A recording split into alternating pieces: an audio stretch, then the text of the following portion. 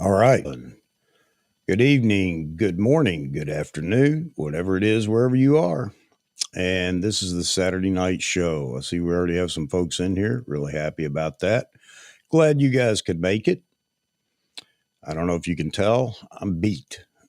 Wandering around a large indoor car show today, taking a lot of photos for a friend of mine who produces the show.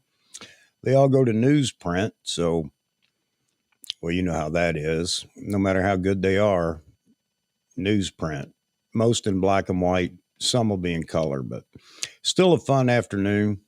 I actually started early this morning and shot into the afternoon, then had to get back here so that we could do the show. Who all we have in here so far? Caesar, good to see you, sir. Chad, Jeffrey. All right. Oh, the North Carolina Duke game. Ugh. I'm sorry, I'm a Kentucky fan. Hey, Ted, how you doing, buddy? Good to see you popping in here too. Gustavo. All right. All right. Looks like we're going to have a pretty lively conversation. We got quite a few things we can chat about. Actually, uh, yeah, I did, Chad. I actually did use the Z9 today. Not only the Z9, but I took the 100 to 400. Can you imagine that? Shooting a car show? It actually worked out pretty well. I had other lenses with me that I could move to. But I took the Z6 II also with the 24 to 70 f4. And, a few observations in shooting an event like that, especially a car show. I would like to have had the 2.8 version of the 24 to 70 because I like to try to separate some of the finer details from the background. But anyway, it worked out well. Paul, how you doing? Robert, good to see you. But yes, I did shoot that 100 to 400 and I had a good time with it. Actually, the close focusing distance on that thing's phenomenal. I even have a few shots at 400 millimeter, if you can imagine that, but worked out real well from shooting where I could see the other end of the building. And it was a pretty good distance, at least getting some of the rows or lines of cars. And it became a fairly creative shot. Would it have been better 400 2.8? Yeah, but I wouldn't be carrying that lens in there. But it worked out real well. Met some new friends, some new acquaintances, and a few people that want me to come back and shoot some things for them later down the road, which of course is always exciting. But yeah, had a good time, and I'll share some of those photos with you guys here later on. It took me forever to get them downloaded, not because they're so large or anything like that, because my reader, I already put it over on the desk over there. My reader quit working with the computer for CF Express cards. So I have no idea why. I've tried everything, and for whatever reason, it just doesn't recognize the reader anymore. So I had to plug the cameras in directly to the computer. Oh, joy. And download them that way. It really wasn't too bad. I was pleasantly surprised. I just went away and did a few things while the photos downloaded, but I don't guess you guys want to hear about that. Let's see. Which one am I going to look at here? Which chat box am I going to look at? Let's see.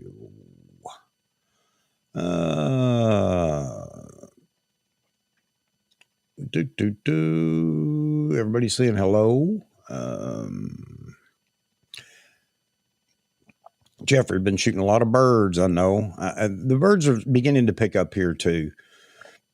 I haven't been real pleased this year though. For whatever reason, I have a lack of birds around me here, especially in my little waterfowl refuge behind the house. I have no idea. I did hear let's see, what did I hear? I don't even remember now.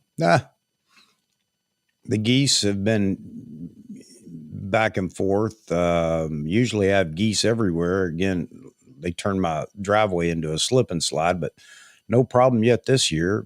Red-winged blackbirds are everywhere. Grackles, and I don't know what else, but all my ducks, very few ducks this year. I don't know what's going on. All right. Looking looking at the other comments. Hey, John, good to see you. Good to see you in here. Good morning to you in Malaysia. Does my screen say live in 23 minutes? That would be strange. Not on my end, but who knows? Who knows? Since my card reader won't work, why not that? Something to do with YouTube or Restream or something.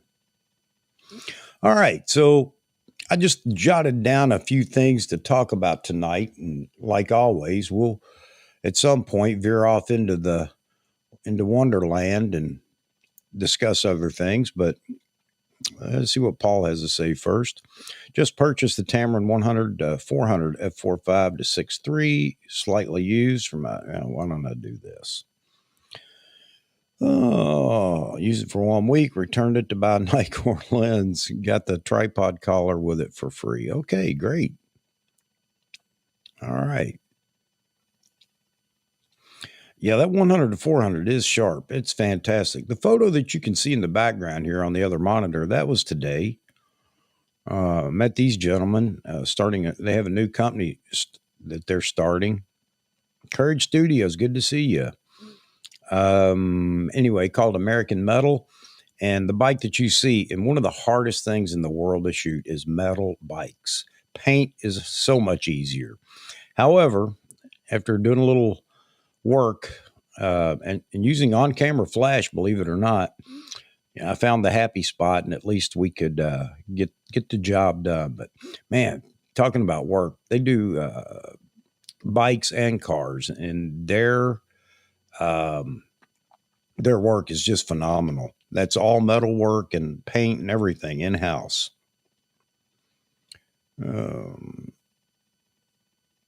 No, you're right, Chad. I did luck out there on the live stream for the shooting with all the connections and everything else. It did work out, so can't complain about that. Yeah, Robert, the 1 to 400 is, and I don't know if you were in here, as I was saying earlier, I actually took it to a car show, indoor car show today, and shot with it and had a good time. Mike, good to see you.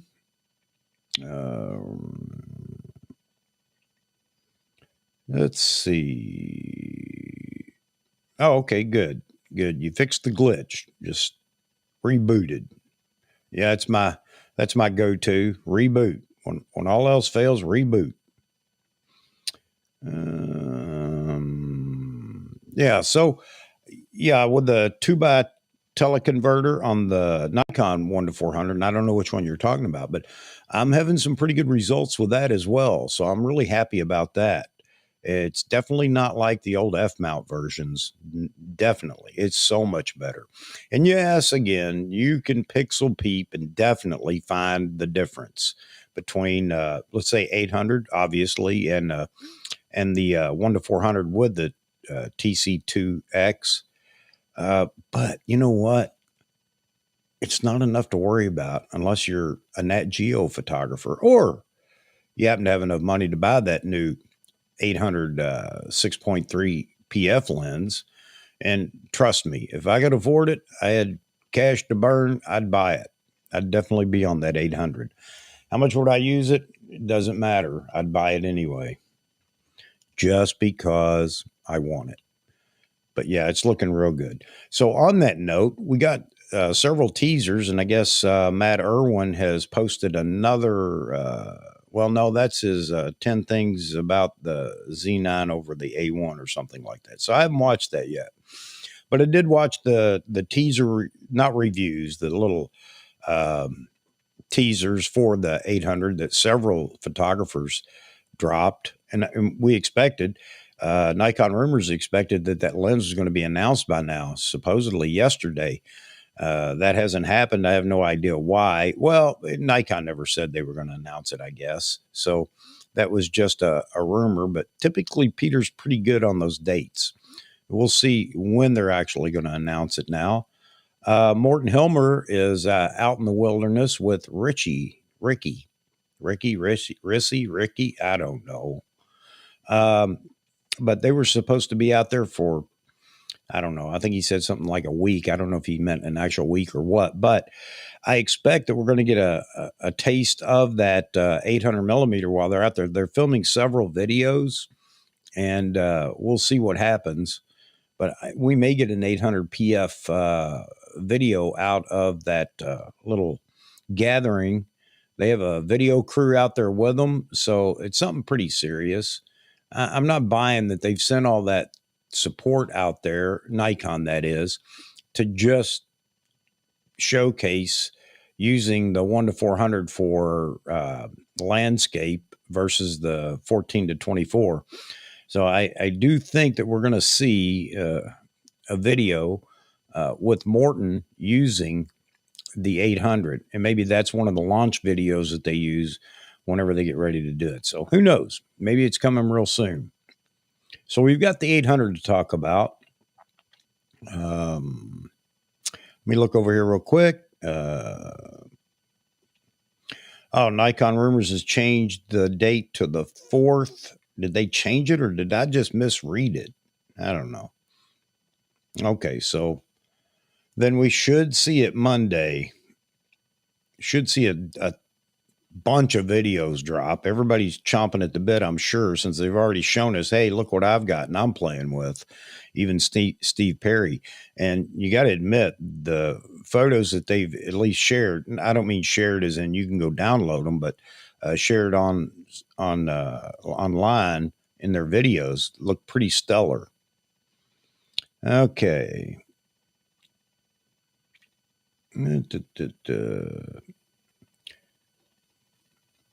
Mike, by the way, your 70 Challenger was the same year for the movie White Line Fever. Nice car. Thanks. Yeah, it's my baby. Actually, I don't know. It may be time to part with it. Who knows? I've had a good time with it. I actually restored it, not physically, although I did do quite a few things in the restoration, but obviously paint and body, that was parceled out. And I've had a good time with it, with car shows and things like that. So maybe it's time to move on. Here we go. Mr. Ishii. Let's see. Chuck, do you think the slap went around the world was taken with a Z? I'm so sick of hearing about that slap. I don't care if they do away with the awards, period. Oh, man, that is so annoying. I mean, it's amazing today that we have celebrities that can do something stupid and they draw attention away from a war or anything else going on in the world. It's just ridiculous. Man, I'm sick of it. Yeah, I saw the 400 2.8 TC. But I got a feeling I don't have a feeling. Come on. Who here right now, let me ask this question. Who here right now believes that Ricky and Morton Helmer are out in the wilderness right now without that 800 millimeter? Anybody believe that? Is there any possibility that they're out there without that 800? I don't think so. And I think that's why Ricky's out there. I think that's why they got a film crew out there with him. And Morton said that he's not doing his self video work. So, I mean, everything is in place for dropping that 800 with a spectacular video by Morton. So, okay, so the 4th, maybe I had the date wrong. Then come Monday, expect to see another video by Morton. I don't know when they were actually out in the field. I don't think it was too long ago, but they've had plenty of time to put that together, and you can bet it's coming. And it won't be just Morton Helmer. He will be one of several photographers that are showcased for the announcement of that lens. So the good thing is we know it's real. We know it's coming. And we're not waiting on, a rumor to come true. Now, we'll be waiting on that lens for a long time. Hence my video the other day talking about those that want it.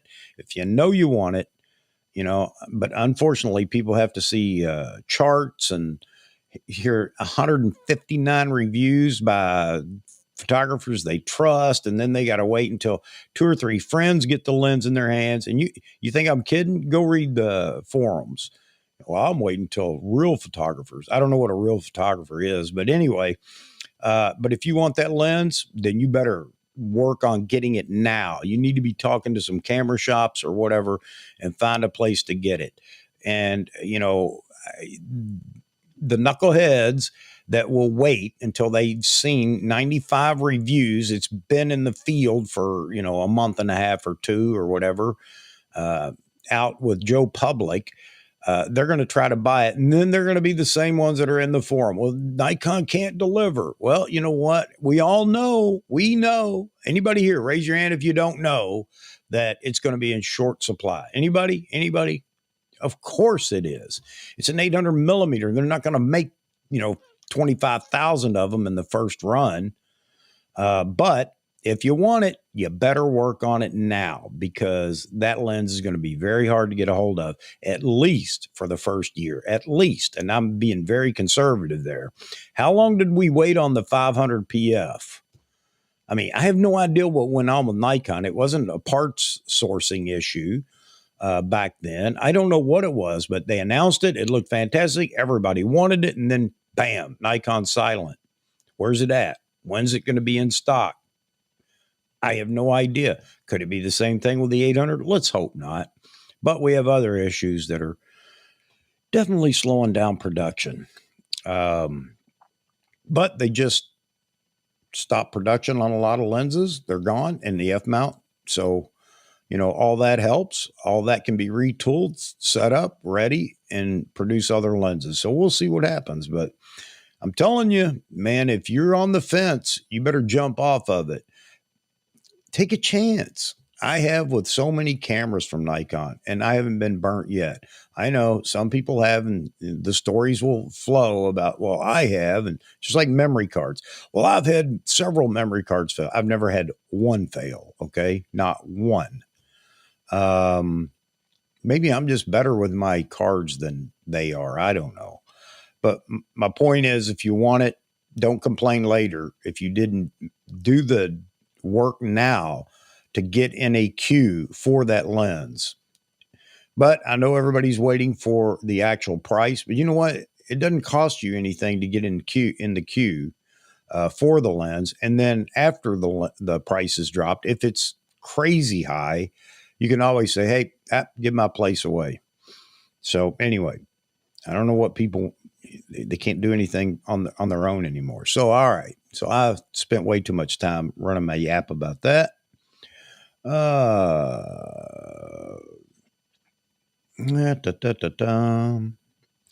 me go back. I missed some of the other, Paul telling Ched about his 68 GT 390 Mustangs. Yep. Had a friend who had a 69 Mach 1, didn't have the Cleveland block. He had the Windsor block. And honestly, it's really not that big a deal between the two. But Cleveland held a little more value than the Windsor. 800mm has slip-in filters. Yes, it does. And I don't know, I was it kind of scared me at first, thinking, well, that's going to add to our price. But I don't know that they could do anything but drop-in filters. So that was inevitable, I suppose. 200 to 600 is going to be a very late release. Yeah, it looks that way. And again, over in the forum, I don't know why I get upset, because most of them are idiots. I just need to recognize that and move on. But they were talking about the 2 to 600, and I don't want to see Nikon update the roadmap. I want them to fill it out first. You're an idiot. Okay. Update the roadmap, Nikon. We all know what lenses are already there. Okay. We already know what lenses have come out or been announced or actually are in the hands of photographers. So just update the roadmap. I'd like to know, even if they don't want to know. Let's see. Oh, here we go. We got a comment on the called one of my sources. This is you, Jeffrey. Okay. I buy from, asked about pre-order list. He said, if I want one, I would be number 2 on the list. I am holding off due to other purchases, getting my 24 to 120 on the 5th. Jeffrey, I don't know about you, man, but I'd probably say, yeah, drop me on the list and just let them know. Look, if this thing comes out at $15,000, I can't afford it. They understand. And that gives you reason then to, once it does drop, say, well, here's the thing. And I discussed this with Picture Line over the Z9 and the 100 to 400. Picture Line knew that if I didn't take that camera, it was gone 30 seconds later because they probably had another phone. They had a phone in each hand. Do you want it? And the guy on the other line was probably saying, no, don't take it. Don't take it. So what I'm getting at is they're not worried about getting stuck with that lens or the Z9 or the 100 to 400. They're usually pretty easy. At least Picture Line, they understood. I said, what if something incredible happens that I can't buy it? They said, well, no problem. It's going to the very next guy on the list. So anyway, I would probably, if you have any intention to buy it, I mean, I understand if maybe there are some other purchases that would steal away the money for the 800, I guess. But if I thought I would have the money when it's announced to buy it, I'd probably get on the list. I don't think anybody, if you get on the list and you're number 3, I don't think you need to worry about seeing that lens in the next couple of months, as soon as it's announced. I think it's going to be a while. Unfortunately, 2 to 600 does look like it's on the back burner. No idea why, but then again, we have nothing but rumors and speculation because remember, we're dealing with Nikon, and they can surprise us in a good way and in a bad way. Just out of the blue, they announced that it's available, and bam, it's in stores. Although I know a lot of people are waiting on it. That's one lens that I'm not going to I'm not going to pre-order. Well, I don't have any intentions of or getting it anyway, but I don't know. I'm just going to steer clear of it. I have the 1 to 400, and I guess people could say, well, yeah, that makes sense. But I'm just going to steer clear of that one for a while and see what happens. Mosman. There you go. Yeah, and we're going to talk about that. They probably have the 800mm, a Z8, and the latest firmware with the Z6, Z7 twos. Yep. They have the 2 to 600. It's already out in the field on the Z8. And no, I'm just kidding. But I do believe the Z8 is there. I believe that they have developmental or prototypes already for it. Now, how do I know that? Well, you're just going to have to trust me. But I do believe that that's the case, and I do believe that we're going to hear something about it before too long. Now, for all the people that say they can't produce it, and you got all those over in Nikon rumors that are saying the same thing. Why are they going to do that? Why would they produce another camera when they can't deliver the one? Okay, all right, sad sack. I'll tell you why it would be great, because it definitely shows that the gap is filled and that everybody can now move into Nikon if they were considering it, or that pros, and there's so many pros out there that haven't even moved to mirrorless yet. Well, they don't have the lenses. Do they not have ears to hear the people that already have the camera and are using it with the FTZ with no problems? But of course they don't. And maybe it's just a bragging thing. No, I can't move into the mirrorless until I can brag that I have the 800 6.3 and the 400 2.8 TC and blah, blah, blah. I don't know. Man, photographers are a fickle bunch, aren't they? Aren't we? Man.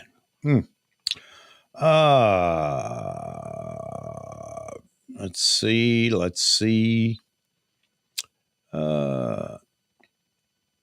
Robert Beal, if they announce it Monday, ta-da, NPS will have an email by 8 a.m. Good on you, Robert. You're a smart man.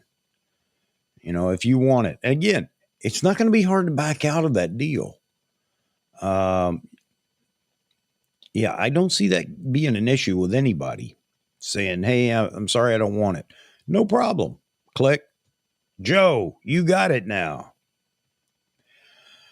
John Ishii. Yeah, the birders are fighting for it. I don't want it for birding so much. I just want it because I want it. No, I would love to just park somewhere with that mounted on my gimbal with my chair and kick back and whatever comes along, shoot it. Have a ball doing it. You know, Net Geo, well, they did call me. Wrong number, but all right. Dun, dun, dun. Jeffrey. Here's Jeffrey. Let's see. Dealer I work with stated he won't get product probably until 30 days after the announcement. And maybe a lot of people in that situation, a lot of different shops, maybe all of them. I don't know. I don't know, Jeffrey. I don't know. Who knows? Maybe they have some ready to go and they will immediately be able to sell as soon as the link goes live. It's going to be interesting to see. And of course, come on. We all know good old boy system's going to take over here. You know, whoever gets it first, if you get it and you're a nobody, then, you know, great, man. You got it.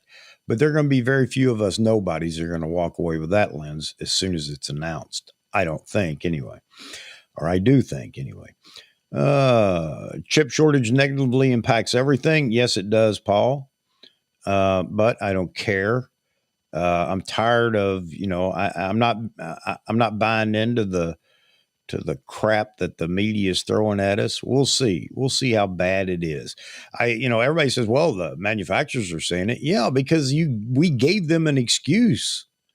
But anyway, I got to be careful, David, to jump in here and he'll be all over me on the chip. Have they? I don't know. Have they had supply chain issues, meaning out of their control? I know they've had supply chain issues, but is it within or out of their control? That's my question.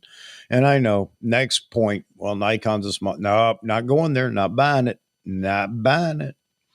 They build giant telescopic optical devices for, you know, the medical industry. And even though that may have slowed down a little bit, they're still doing that.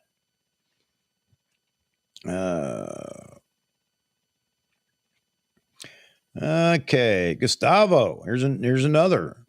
Put my name down for the 806. All right, good on you, man. Yeah, smart move, buddy. That's the way to do it.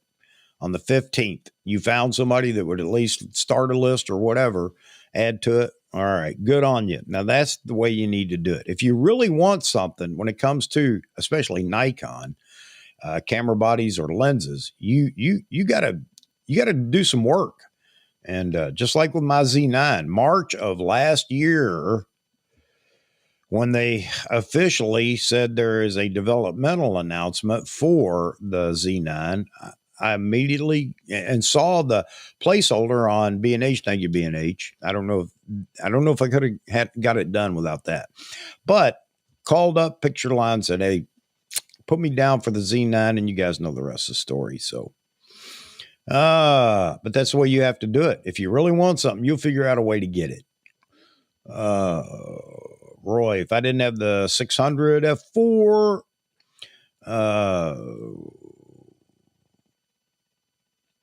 yep. The 600 f4 is a fantastic lens. Hagen and I were just talking about that.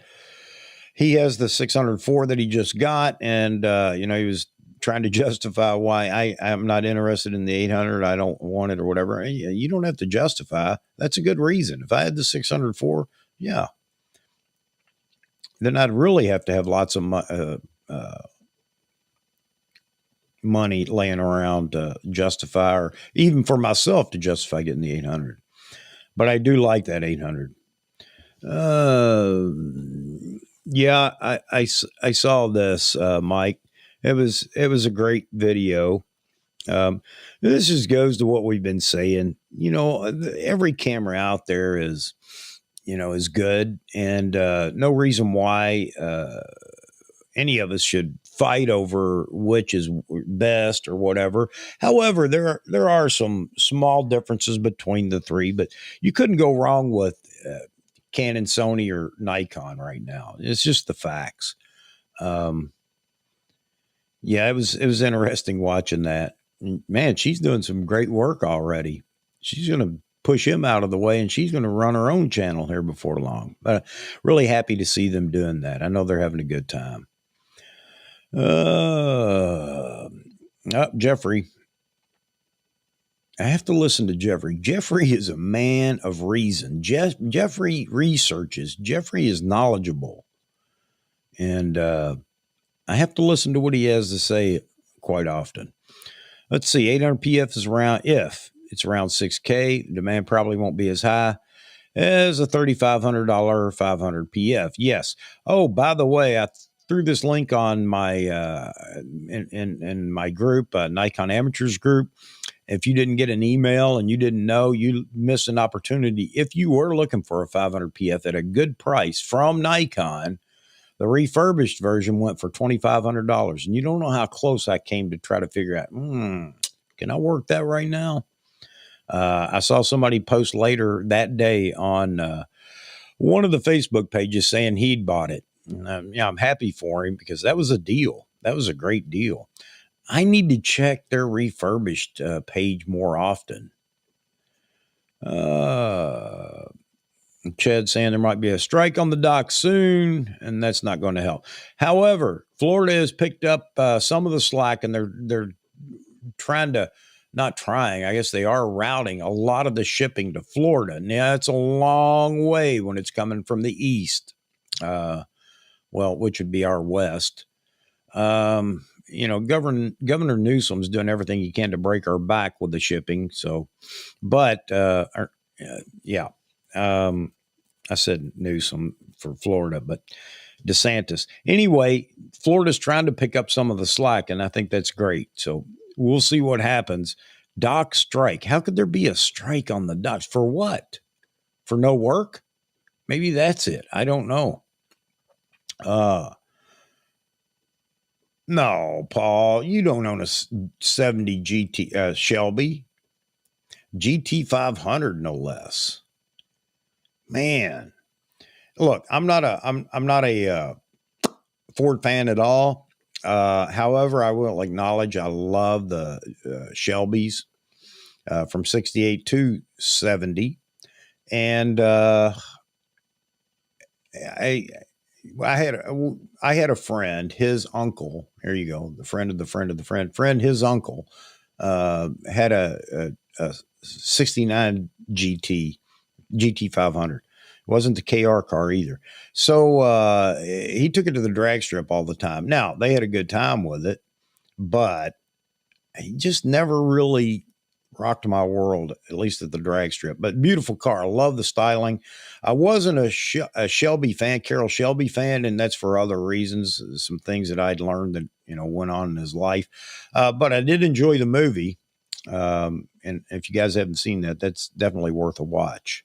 I can't remember the name of the movie now, but about Carroll Shelby winning the Le Mans 24 hours. All right.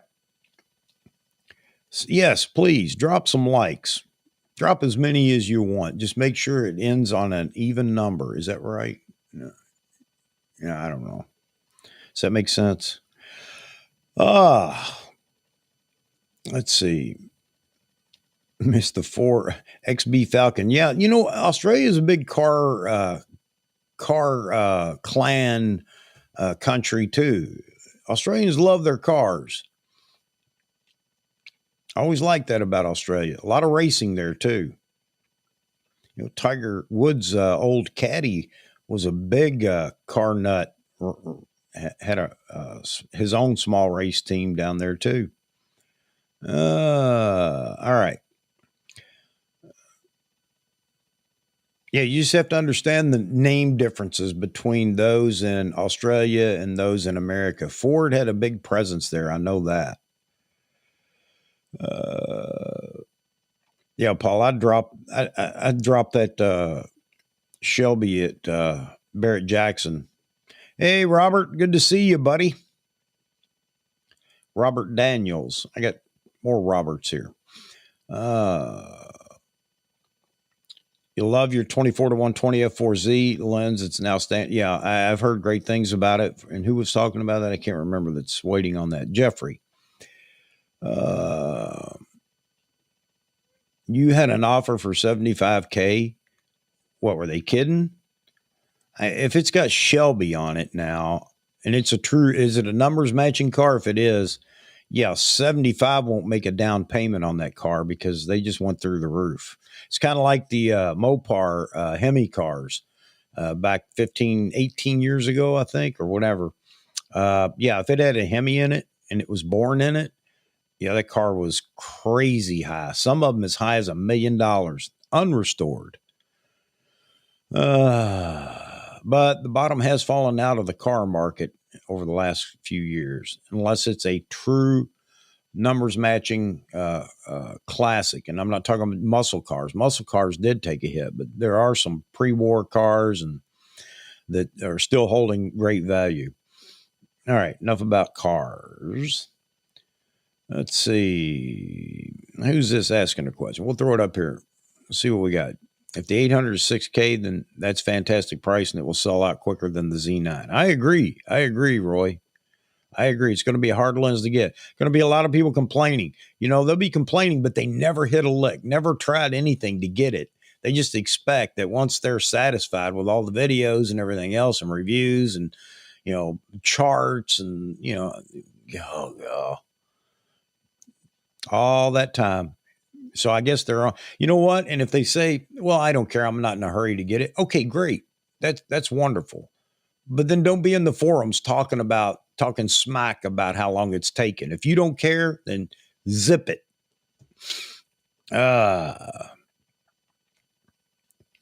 Yeah, Chad, it's at least four times that amount. I'd say anywhere from 275 to 475. I don't know the car, so I can't say, but yeah, that's a car that's worth money right now.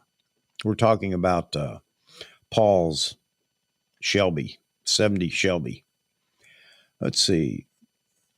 And the big block, no less. Let's see. Yeah, that's what happens when you're 17 years old. My wife says that was going to happen to me after I got my Challenger. She said, every time you get in that car, you're like a 16-year-old. True.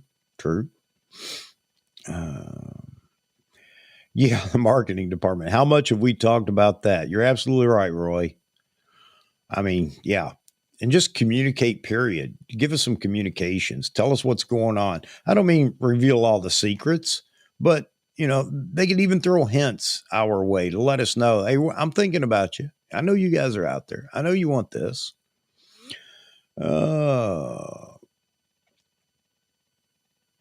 Chad. Let's see. Agnetha.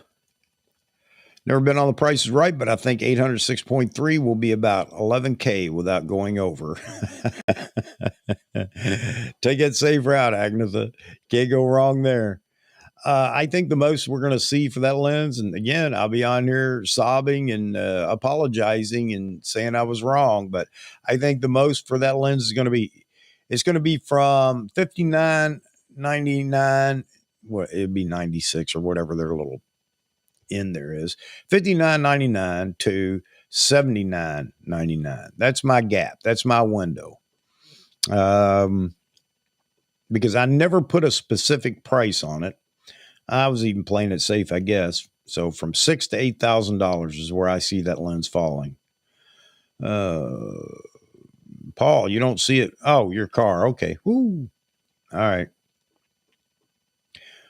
Barrett Jackson's down in Florida. They're getting ready to start their spring, whatever thing going on, and check it out on TV. You just watch what you can compare it to the Shelbys they're going to sell on Barrett Jackson down there. Give you a good idea where your car sits and price. Robert Beal. Here we go. We like this. We like these little bits of information. I was told by a very reputable source that the first batch of 800mm lenses would hit middle of May. No idea of how many. Yeah, it sounds about right. I mean, but I would think it, well, you know what? If Nikon's going to at least announce it, so then we know, even though they won't hit the shelves, not literally, because none of them are going to hit the shelf early on, but mid-May, excuse me, that sounds about right. So be nice. Mid-May, we may see something out there in the field. All right. Won't be me. Maybe it'll be Jeffrey. Let's all help Jeffrey, convince him that he needs to be on it. Who else was it? I'm sorry, my mind slips. I can't remember who else pre-ordered. I'm going back now. No, you know what? I'm not going to go back there. All right. Let's see. Already in production. Oh yeah, I can bet that, Robert. I can almost bet that. Since we're seeing the shoot. I'm looking at another thing here. Since we're seeing the teasers already by some of the folks out there in the field, and I think a big one's coming for Morton Helmer because Ricky's there with him, and they got a video team out there, a crew. So I think he's going to be one of them that's highlighted in the announcement, and there are going to be others too. It won't be just him, I don't think. Thank you, Courage Studios. He agrees, not with me. Let's see. Gustavo, 2-600 was my second choice. The 800 is too expensive. Let's see. When the show, the roadmap, I put together two roadmaps, one 800 millimeter and another 2-600. Okay. Good enough. Yeah, I don't know what the price difference will be for that. Let's just say the 800 comes in at $59.99. Where do you think the 2-600 is going to land? That'll be interesting.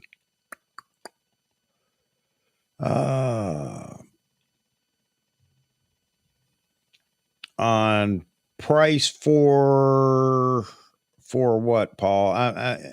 I'm catching up. I probably already answered this, or you guys are so far ahead of me in the comments. But yeah, I'm guessing, like I said, 59 to 79 for that lens. I can't really whittle it down any closer yet, because it really looks good, man. It looks spectacular. Chad, no problem with not owning anything over 600. Nothing wrong with that. Paul's going to buy a 2022 Mustang GT. Good on you, Paul. 600 seems to be the birding sweet spot. Yeah, and I have heard some talk about the 800. They want the 800 particularly for small birds and things like that, or definitely at a distance. And I'll tell you, looking at 800 millimeters through the EVF, man, I still want more there at times out here shooting. But okay, nice car. Are we going to see the same NPS fiasco with the 800 millimeter? Man, I hope not, Gustavo. I hope not. But I have a feeling that because this lens is what it is, and if it comes in at $6,000, yes, they're going to invoke the NPS rule, I think. I don't think it's fair. I don't think it's right. I don't care what anybody says. I'm sick of hearing about, well, they're professionals. No, they're not. Yes. Wait a minute. Some are. Maybe an eighth of those that are NPS members are professionals making a living with cameras. Okay. The rest of them aren't, because I've seen them over on the Facebook, on some of the pages, the Z9 pages, and they don't even know how to turn the camera on. They're an NPS member. Come on. Don't want to get me started on that. That's worse than politics. And I probably just ticked a bunch of people off because, I'm sick of the NPS thing. Yeah, you know why? It's because they won't let me be an NPS member. Yeah, that's what it is. That's what somebody told me over in one of the forums. Yeah, that's it. That's why. Ugh. Uh, Paul. No, that 800 won't. The 800. This is lighter, even hand holdable. I don't think you're going to shoot a wedding with it hand holding it, but hand holdable 800mm. That's what that PF, that phase Fresnel glass does for you. They eliminate weight. So nope, not going to be the killer everybody thinks it is. I think it will weigh less than my old 400 2.8. So, yeah, Robert, you know they're going to be in the front in PS. Paul, let's see. Here we go. Here we go. No, stats speak for themselves. Like a smaller company, and just doesn't have the production capacity of Canon and Sony. So let me ask you this: what production capacity are you talking about within Canon and Sony? Nobody. There are car car brands that don't have the production capacity of Sony. If we're talking about everything Sony makes, that's what makes them large. Okay. What's their camera division look like? How big is that? We don't know. How big is Canon's? Because Canon's got its fingers in other things as well. I mean, definitely in the printer business. So I don't know. When they give me the stats, when somebody, and that's not going to happen, but when somebody sends me the stats and here's the square footage of production capability within Nikon 4 cameras, and here it is for lenses, here it is for Canon and their camera bodies and lenses, then maybe I'll buy some of that. But right now, no, not going to happen. I have nothing against you guys that believe that. And again, if we can get tangible evidence that that is in fact true, and by a great capacity too, not that one has 19 manufacturing facilities and the other one has, and Nikon only has 17. No, I'm sorry.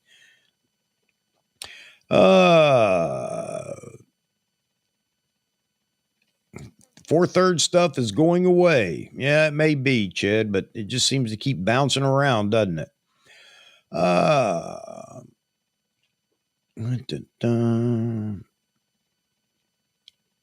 Hey, 2K for a refurb D850.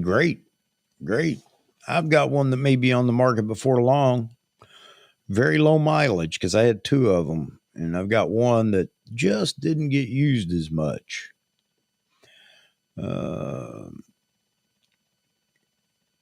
Roy, yeah, sometimes the refurb prices are almost as high as new. Yeah, this is true, but man, I have seen some good deals go by. I just need to check it more often because I've heard people buy the refurbed, and even, well, let's stick with the refurbed over there, and the great deals. Yeah, new scum. Yep.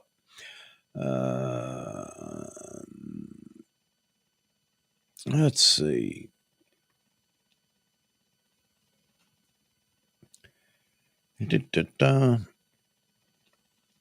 Yeah, Mosman saying the refurbs are generally nowhere near the prices. Yeah, these prices were insane, crazy, Eddie. Yeah, that $2,500 on that 500, that's a pretty good price. And somebody was telling me the other day, you need to go because you can get those the PF 500 or 500 PF now cheap. Well, I couldn't find it. I couldn't find one. I mean, when we weren't talking like 2,500 even. We're talking 2,000 or something because that was the comment that was made to me. Everything's going for a third of its price, so a new price or whatever. I didn't see that. I didn't find that.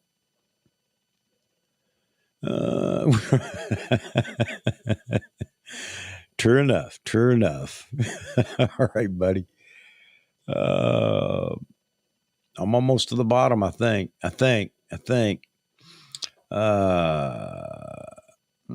My cat's driving me crazy. He wants to get over here.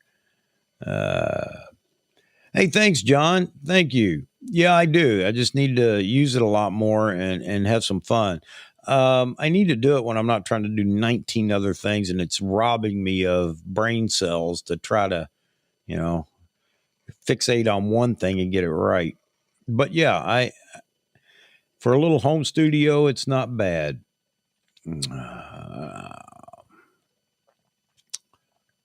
Yeah, Shelby versus Ferrari. Imagine that. And I couldn't remember it. Good movie, though. It is entertaining, no doubt about it. I don't know if that's what really took place between Carroll Shelby and Ford, but anyway, it was entertaining.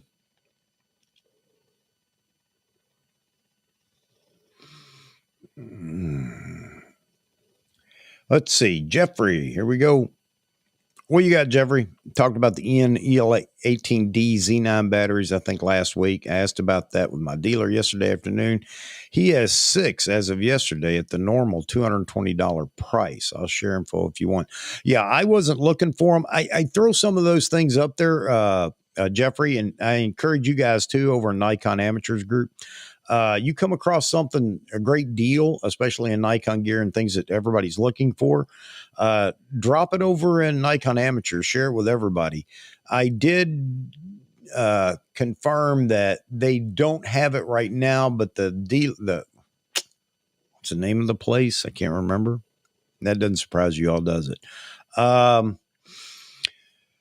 He will have those batteries next week or this coming week. I don't know how many, or that wasn't stated, but anyway, I'm just trying to throw it out there in case somebody's looking for. I know a lot of people were looking for the spare battery for their Z9, those that have the Z9, and some that just want to get it in preparation for receiving their camera. But the EL18D, which is the newest, has been hard to get.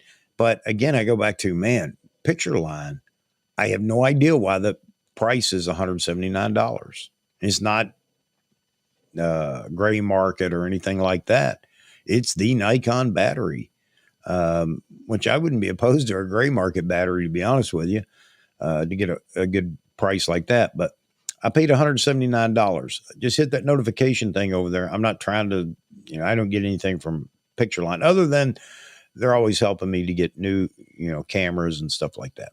But anyway, drop that notification thing over there if you want and give it a shot, man. You may save yourself, what, $50 or $40?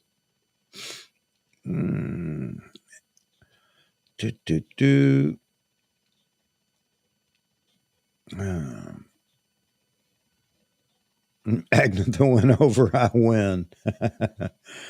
Mosman bid $1 on the new 800 PF lens.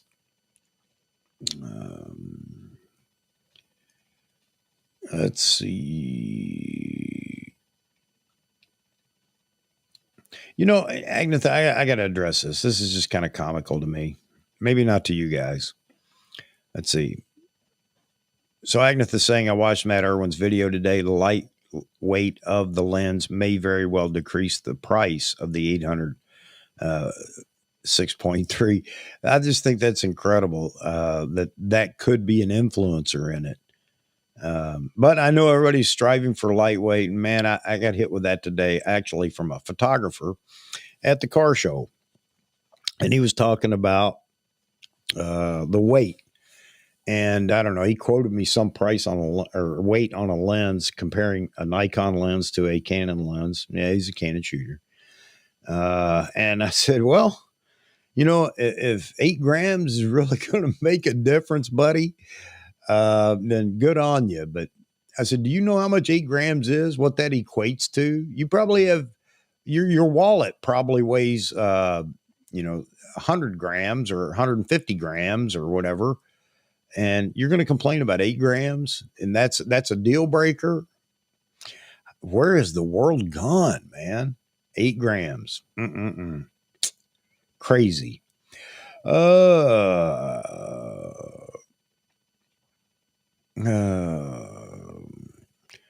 Yeah, I believe that. I believe that. And some of the Canon fans, John, uh, Wagner, I can't remember the name, just did a video. He's, I guess he's a Canon, Sony shooter, and why he likes the Z9 and talking about the lenses, talking about the 800 millimeter, and this is he's a Canon shooter because he actually said, and instead Nikon completely rebuilt or built from ground up an 800 millimeter lens for their Z mount, while Canon just welded. And I know you guys have said this too, but this is coming from a Canon shooter. He welded a 2x TC in line with the old lens and said, "There it is." Oh, it was hilarious. Chad, there are things I want before the 800 too. And I mean, that's why I'm not, if I say I'm jonesing for it, it doesn't mean I'm planning or trying to figure out how I get it. I agree with you. I got a whole lot of other things that I need to get before that.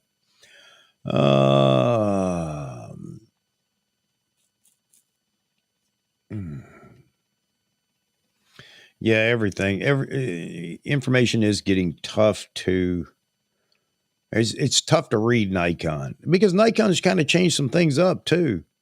If it wasn't hard enough to kind of read what Nikon was up to, it's even more difficult now. Uh,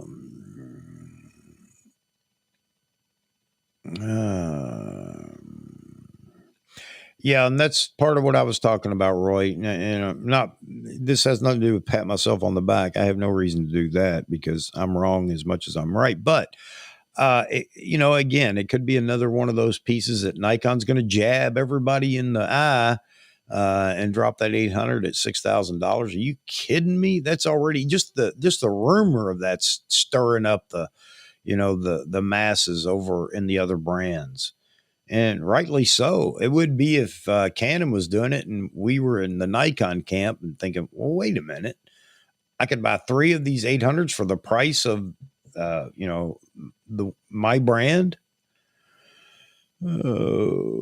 Pre-production. Yes, Chad. Pre-production. A lot of pre-production cameras out there or lenses out there already.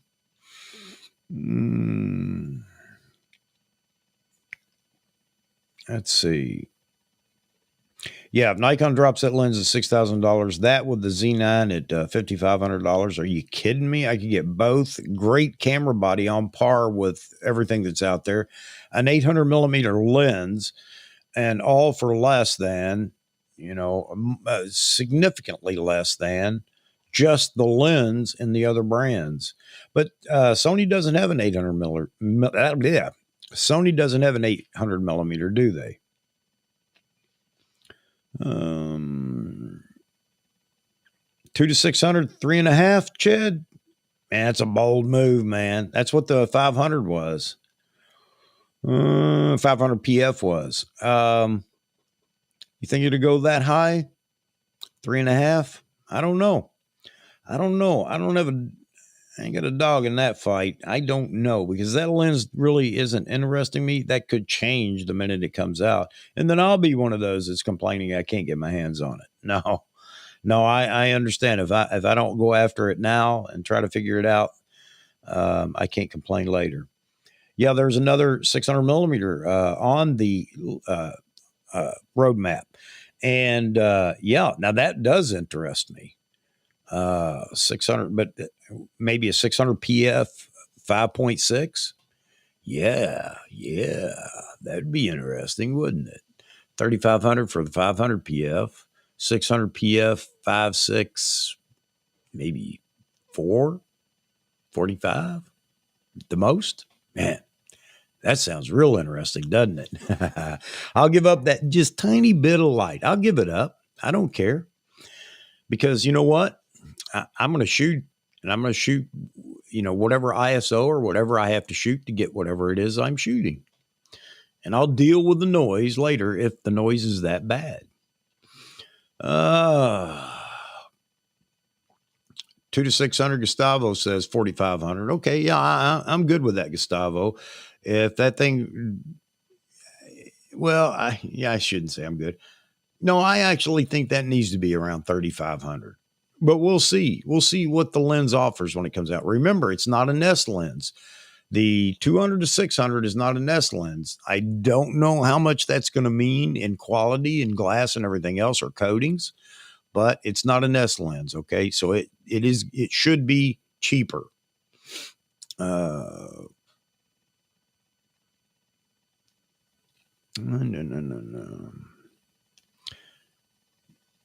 Jonathan, I love it, Jonathan. I still want to get a 2 to 500 f mount zoom. Yeah, yeah. A lot of people did buy that lens. A lot of people are extremely happy with that lens, and maybe that'll be the case with the 2 to 600. Of course, now we're talking about Z mount and whatever their secret sauce is that they're hiding from everybody that allows them to build these wonderfully sharp lenses. And I don't look at the charts. I don't care what they say. They lie. They lie. Or they make people, I don't know, doubt or whatever. I don't care about the little squiggly line that goes down the chart. Don't care. What's it look like when I shoot with it? I like it. All right. But yeah, the 2 to 500, a lot of people like that lens. And Jeffrey, 2 to 600 will be, there we go. $300 to $400 more than the F mount 2 to 500. Well, okay. I think that'd be about the right price, somewhere in there. I agree, Jeffrey. Yeah, some of the Z mount lenses are in the 300 above their F mount counterparts. Yeah. And you're going to give them an extra little bit for the extra 100mm reach. Okay, that's common sense. That's common sense math to me. I'm with you. I'll go with you. I'm with you, man. 2 to 500. Let's see, in case we're looking under 2K. Let me get on down to the bottom. I hate to skip anybody's comments here. By the way, the phone line is open. Let me jump over here if you guys want. Don't call just yet because I got to go to the little boy's room. I know you guys love hearing about that, but I'm sorry. I had to chug a lot of water after I got home today because I was dehydrated after running around in there shooting all day. Let's get to the bottom. Yeah, Paul, I haven't heard anybody. That doesn't mean I know or talk to that many people, but I've never heard of anybody getting burned on a refurb either. Let's see. So I'm skipping past some of your all's comments, get to the bottom, and then I'm going to take me a little break for just a few minutes, and you guys can start on the next subject. Let's hold the Z8 right now, but let's talk about the firmware updates when we go to break here. I need a little commercial that plays or something, don't I? Yeah, a lot of people like the Z6 with the firmware update. I mean, it was significant enough that it made a difference, and I think it really made people happy. So we're going to talk about that in a minute. No.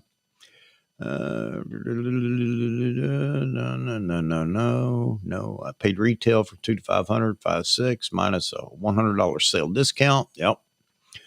The world has gone to, them. Yeah, and limp wrist. Yep. No doubt about it. When is Nikon 800? Hey, Brandon, good to see you in here. Welcome to the group. When is it coming? Well, best guess right now that we've got is, because somebody brought it up and I'm just going to repeat it as if I'm saying it. April 4th. So Monday.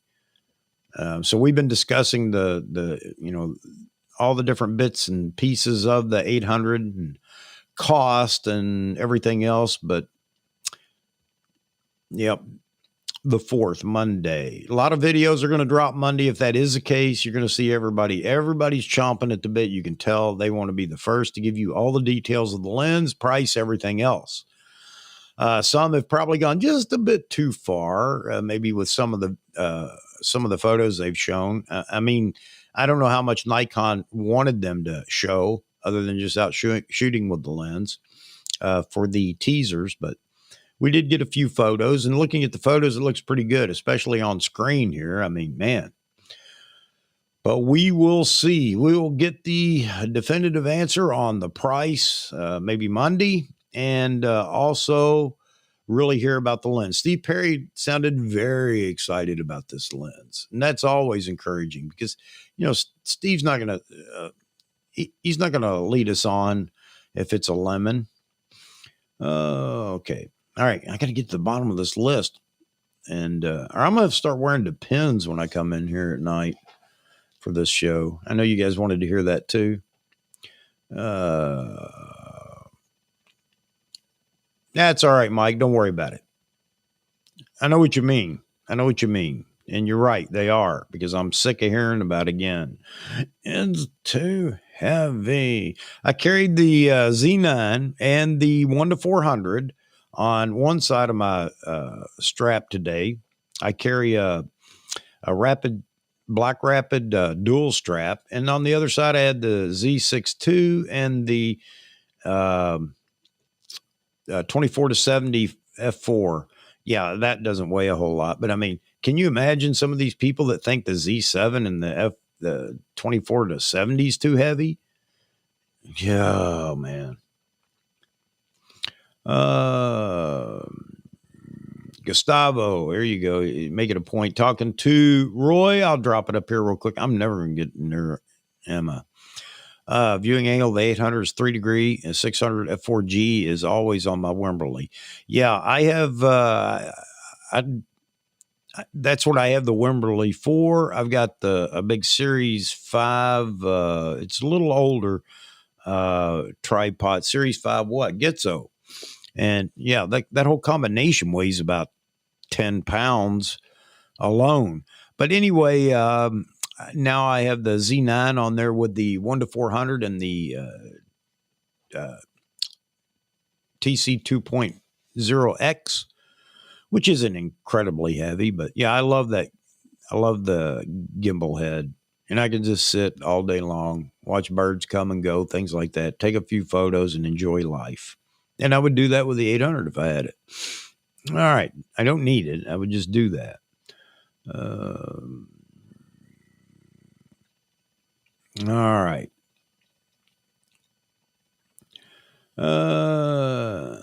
3 minutes to Z8 decision. We're going to hold the Z8. We're going to really get rolling with the Z8 here in a little bit, because I'm sure there are a lot of things to talk about in the Z8. It won't take us as long to go through the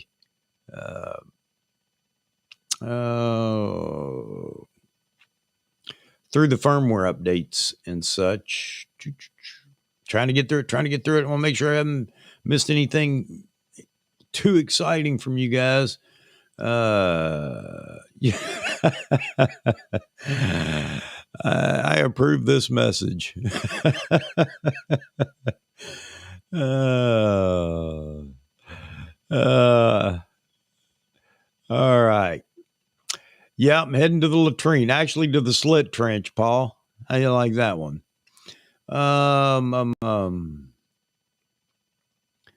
Okay. How far am I from it? Let's see. Theme from Jeopardy plays.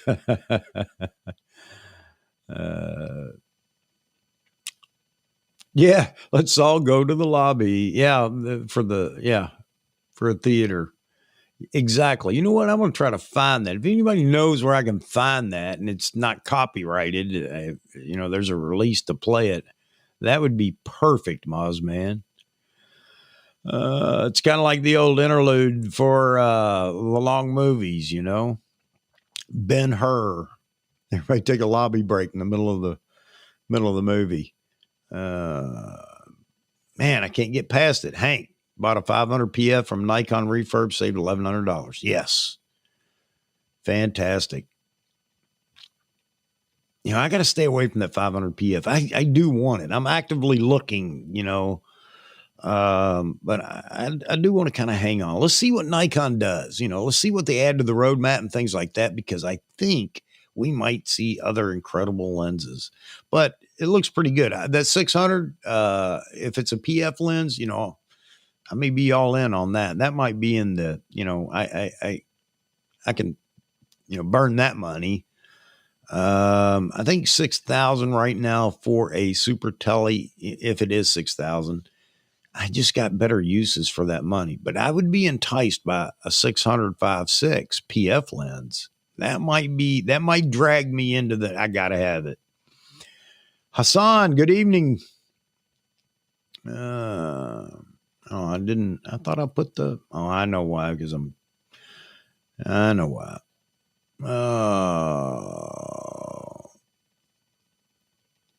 All right. I'm just gonna. There we go. We hit the bottom. All right. Okay. We weren't there long. We got another. Let's see. Yeah.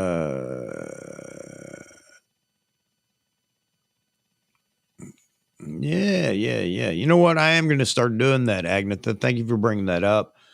For those that have the ability, have webcam or something, if you guys would like to jump in, just let me know when you're available for any of the live streams that are coming up.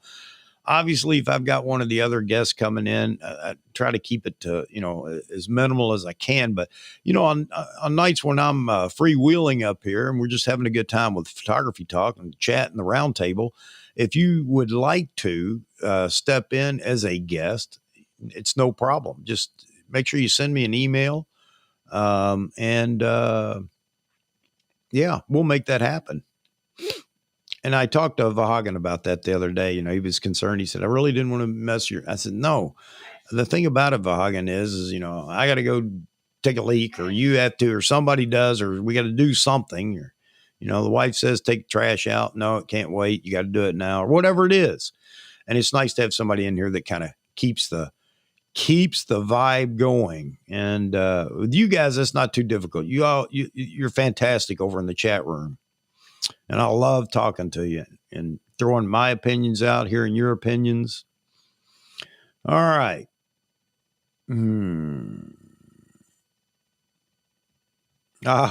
That's kind of funny. Roy. Email about the Z8. But turned out to be the Z9. And, again, we're going to get to that. We're going to get to that in a minute. So let me take a break for just a second or a few minutes. You guys take a break. Everybody run, refill your coffee, your drink, pour you another, whatever you're drinking, and get the popcorn and everything else. We'll come right back. We only been going an hour and 12 minutes. So we will be back in just a minute and carry this conversation further. And we're going to come back and talk about the firmware updates. I want to talk about that for a few minutes. So I'm picking up a few cues from what some people are saying. They may know more than they let on because they're under NDAs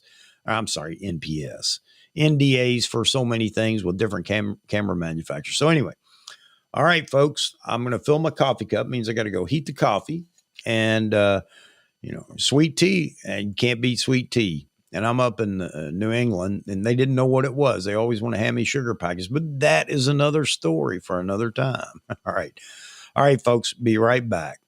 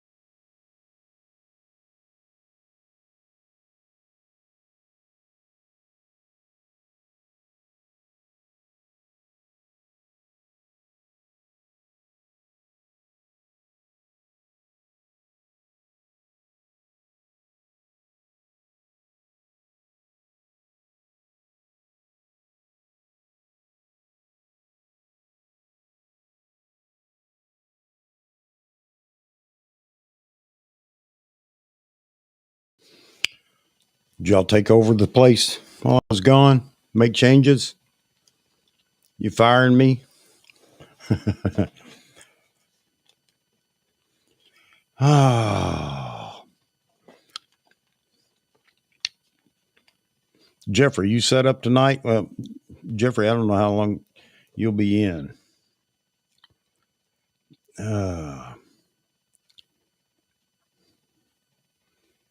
No, you're not going to jinx anything, man. If you want to join, send me another email real quick and I'll respond. Throw the link in there for you.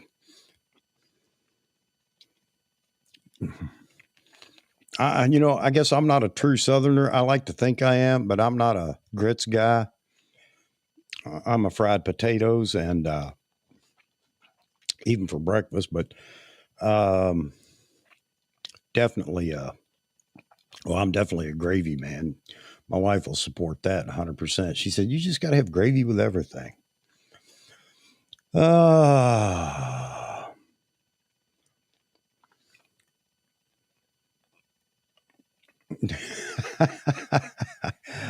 I just turn it off because the cat's going to start meowing and everything else. I get up, he thinks he gets a treat or something. Okay, filling you in on the firmware stuff. I'm really not. I don't think I'm adding anything to what we know right now. But okay, so my thoughts are: Seth Miranda has talked about the firmware update for the. Let's talk about the Z9 first. Or let me pose this question. What do you think comes first, the Z9 or a firmware update for the Z6 II, Z7 II? Because Nikon never promised us that AF firmware update, but everybody's saying there's more processing power in the Z6 II, Z7 II, so obviously it should be able to do more. Maybe not to the point of the Z9. So anyway, what do you think comes first? Mosman says Z9. All right. And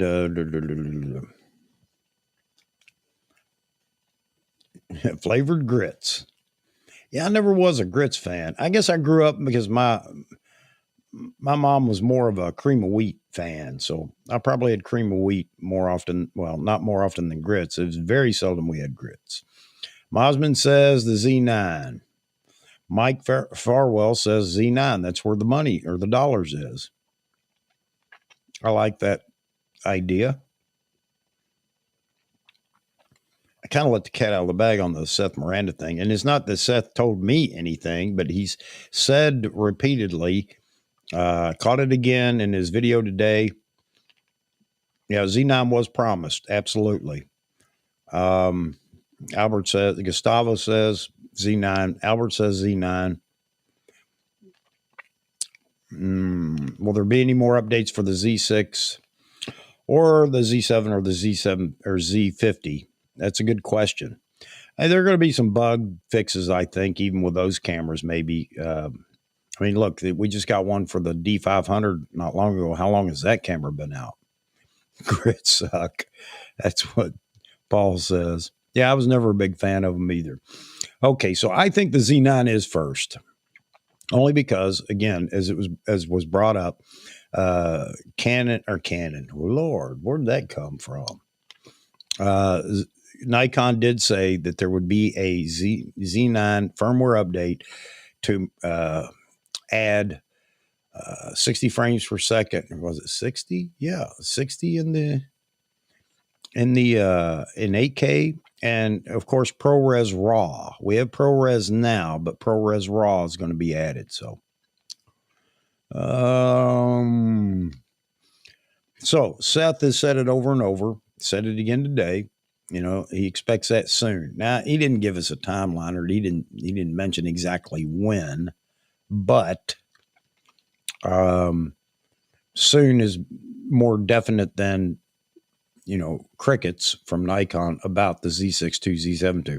Although I do believe that they will add a firmware update to the Z6 II and the Z7 II, and I got to believe that they're going to be able to improve the Z6 II and Z7 II AF. Improve. And how much, I don't know. But if they could make it usable in the Z6 and Z7, which they did with that update, I think that maybe they can carry that a little further with the Z6 II and Z7 II. I was saying early on that, with the dual processors in the Z6 II and Z7 II, I really expected something special in a firmware update after the Z9, but I don't know. We're just going to have to wait and see.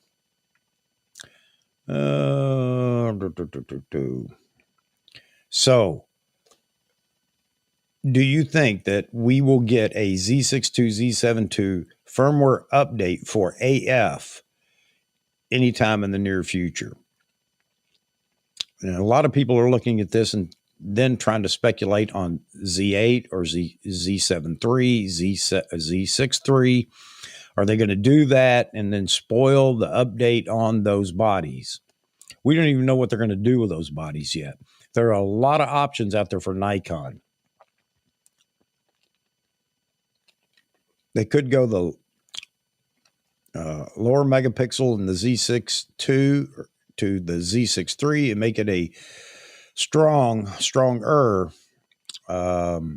video camera, and not be as concerned with the still side of it, and a very high megapixel Z7 III. And then that leaves them wide open for the Z8 to make it the all-rounder, because everybody's all over the map on what the Z8 needs to be. And I think Nikon is definitely looking at, what route. Well, no, they've chosen what route they're going to go. No doubt about that. They've already chosen the route they want to go on the Z8. And if it's an all-rounder, is 33 megapixel going to be enough? I don't know. But some want a lower megapixel camera. They want the Z8 to be a low light monster. I don't know if that's going to be Nikon's intentions, or they're going to try to bridge the gap and make it work well, low light, but still have a lot of resolution. So everybody's afraid of the resolution war. Is Nikon going to try to outdo Sony and Canon? There have been rumors over there that they're going to go to an 80 or 100 megapixel camera. I don't have any thoughts on that just yet. On this one, I'm just going to let Nikon decide what they want to do. And I feel like they're going to make a decision that's going to make most of us happy. Those that want 100 megapixel monster, or those that want a, stick with a 24 megapixel camera, they're not going to be happy. I don't think. I think there's going to be some medium ground here that they're going to try to bridge the gap and make this an all-rounder, just like the Z9. I do believe it will definitely have the new processor in it. No doubt about that. I think XP 7 is going to be in it. Now, the question is, they use the same sensor, or do they develop a completely different sensor? And then who does it? Because we're still fighting the battle of, well, Nikon's only good because Sony builds their sensors. Yeah, right. I mean, and I had a guy arguing with me over, I said, you think that Nikon just goes buys a Sony sensor off the shelf? No. It may be a sensor, but it's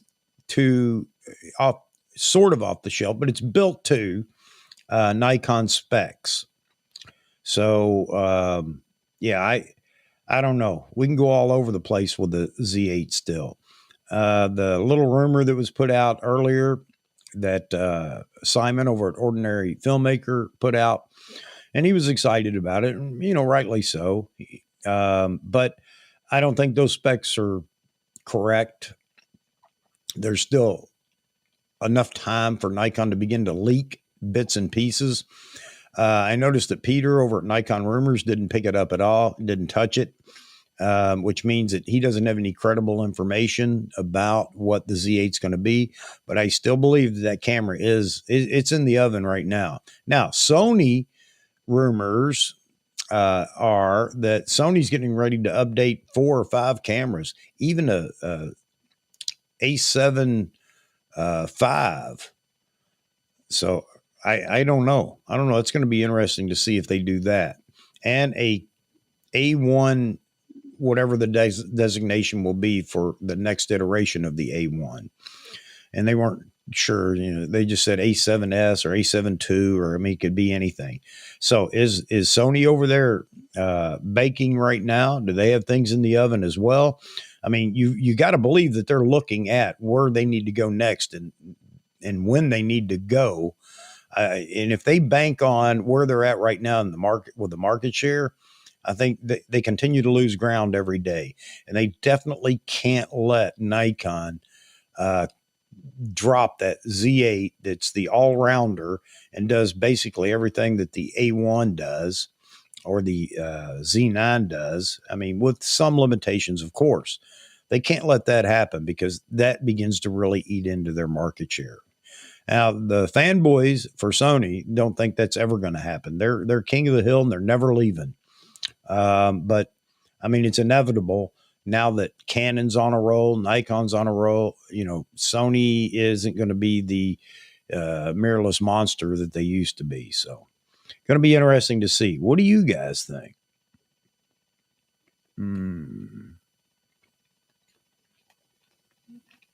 I'm sorry. Don't let me interrupt the grits conversation.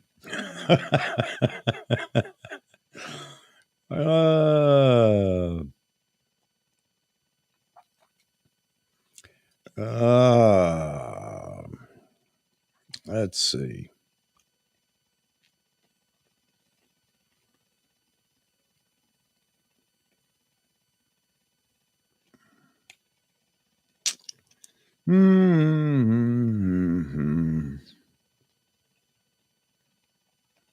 I'm going to check emails over for Jeffrey. There we go.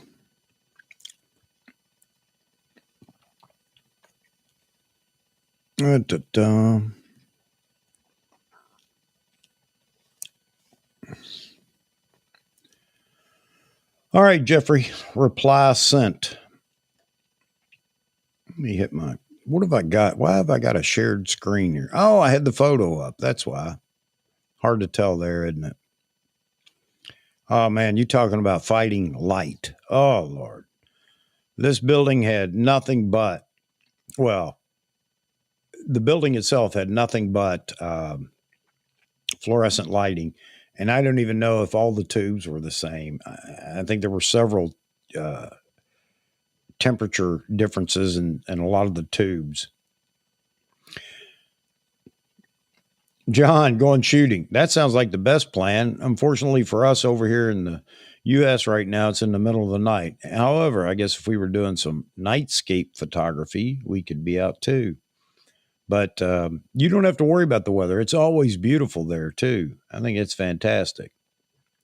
But enjoy your shooting, John, and we'll get you back in here as well. All right.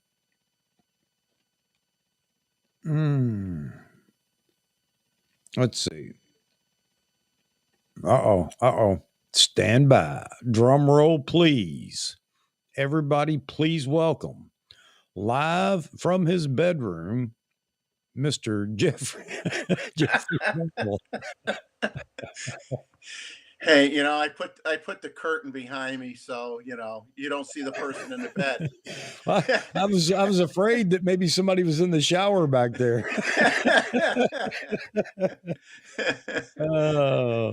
I try to block it off a little bit, That's all right. Hey, I love the bird photos back there, the prints. Yeah, I threw up a few old cameras and some lens boxes and some pictures that I had. So I've been doing a lot of printing lately. I mean, a lot of serious printing.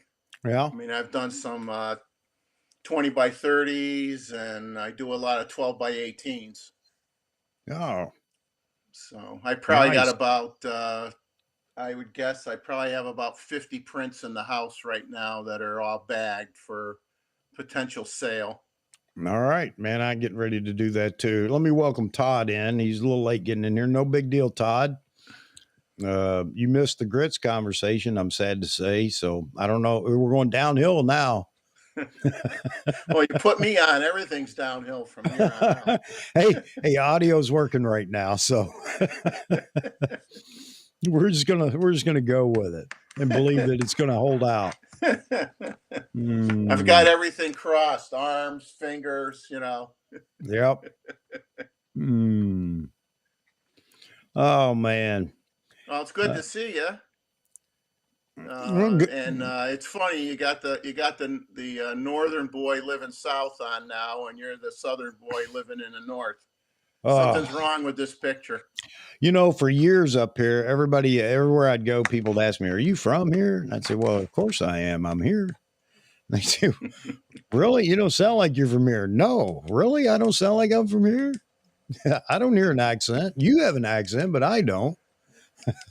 Well, I laugh when people that were born down south say to me, "Gee, you have an accent."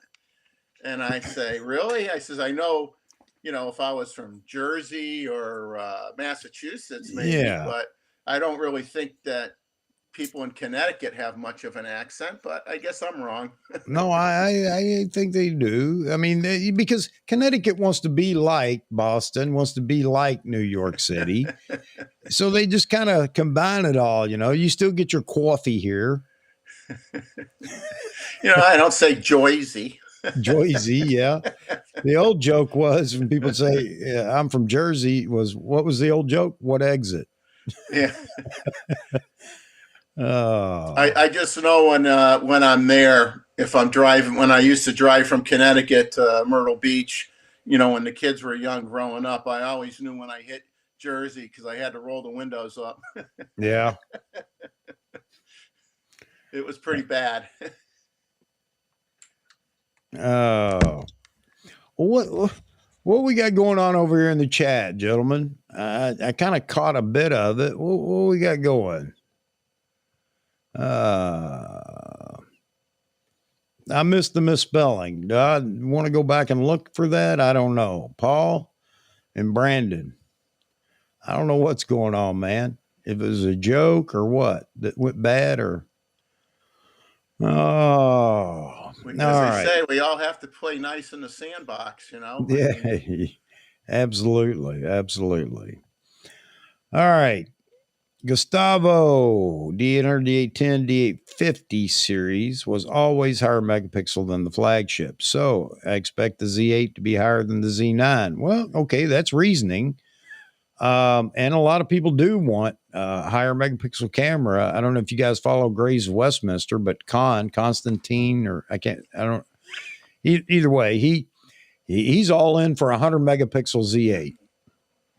yeah, 100 he megapixel. wants the medium format Nikon Z camera. Yeah. Yeah, that came up. It still sneaks in there in Yeah, conversations. The yeah, medium format is the diameter of the new mount large enough to accommodate a medium yeah, format sensor. yeah. A lot of people believe it is, but remember, well, it may not be an IBIS model because all that extra room does provide all that space for IBIS too, in body stabilization. So it definitely would be interesting. I don't know that I'm ready for a medium format Nikon yet. You know why? Because I just can't afford it, and I would be enticed maybe. I don't know. But it is limited in what you can do with it, unless you're a landscape photographer or a portrait photographer, of course. But I don't see me shooting sports with a medium format camera. Maybe not. Maybe it can. I don't know. Well, the thing, if you're doing, I mean, landscape definitely, but if you're a portrait photographer and you're going to be on the page of a magazine, you don't need 100 megapixels to have a phenomenal image on the page of a magazine. You're right. I agree with you. And you know what? I could live with 100 megapixel if that's what they're going to do. Okay, but I don't.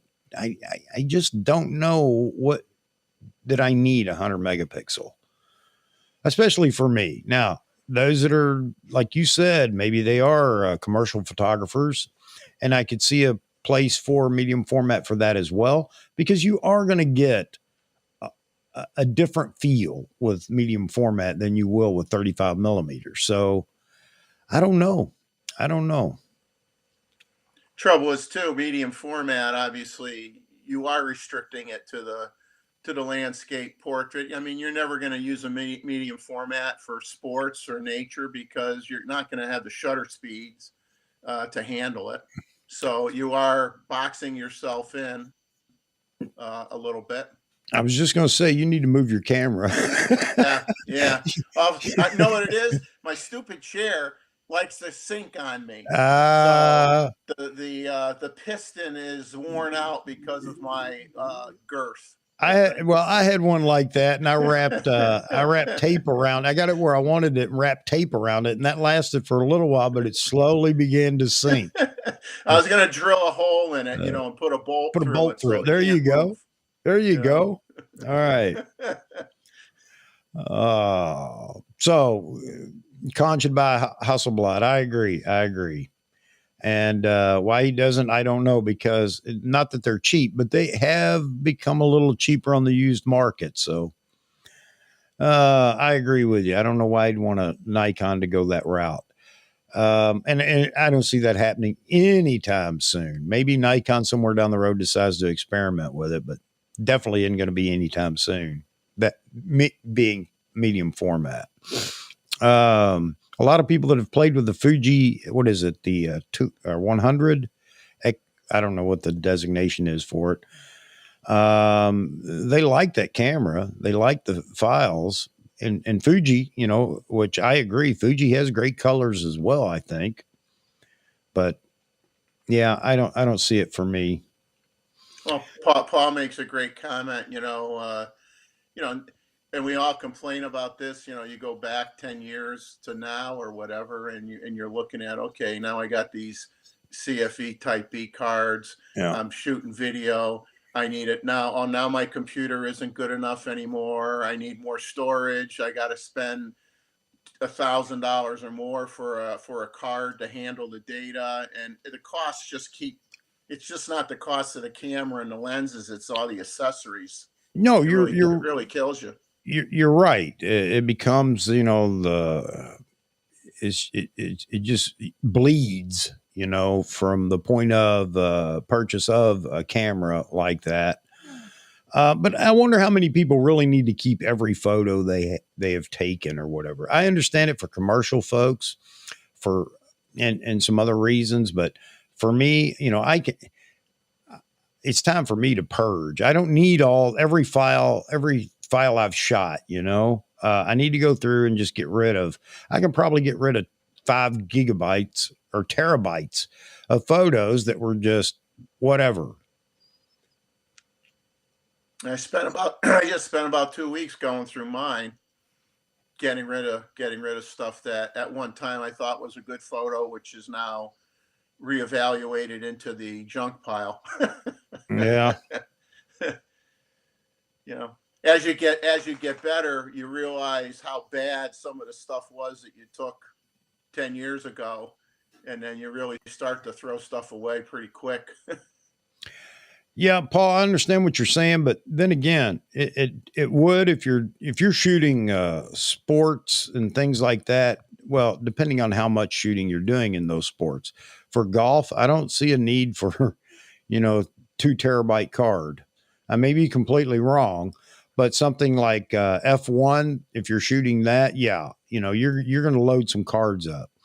Now that's for those that are doing that, but for all the rest of us, to be honest, if it were a 100 megapixel sensor in it, uh, I wouldn't fill a card up in a day. Even shooting the car show today, I shot for 4 hours continuously, and I think I've got about 500 photos. Um, and you know what? You just double the capacity for what I shot today for 100 megapixel. So I'm shooting it maybe a little more, but I'm shooting what, 45 megapixel uh, uh, shoot photos, 45 megapixel for the what is it, lossless raw star and JPEG. I'm shooting JPEG as well. I don't even know why I shot. Be honest with you, I don't know why I shot anything in raw today. Because again, these photos are really for newspaper that he runs or he has. And, what's the fidelity of the images once they go to print? Not fantastic. So, I could get away with anything, really. I mean, I'm not saying I would do that intentionally. It's just that's what print does on newspapers. Here we Yeah, I go. think I have a 325 gigabyte card in my camera, and if I have what I call a good day, and I'm out for 5 or 6 hours, I mean, like a really good day, it may be 1,000 pictures, but normally it's in the 3 to 5 range.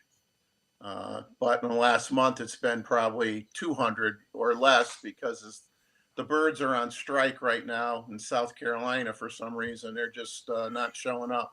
Same here, buddy. I mean, we got a bird shortage this year. I don't know what's Yeah. going on. Clients want more, absolutely. They don't even know why, do they, Roy? They just want more. Um, because they heard somebody. Well, somebody else shoots with it, so that's the only way I'm going to get the photos I want. I haven't even seen yours yet, but I know.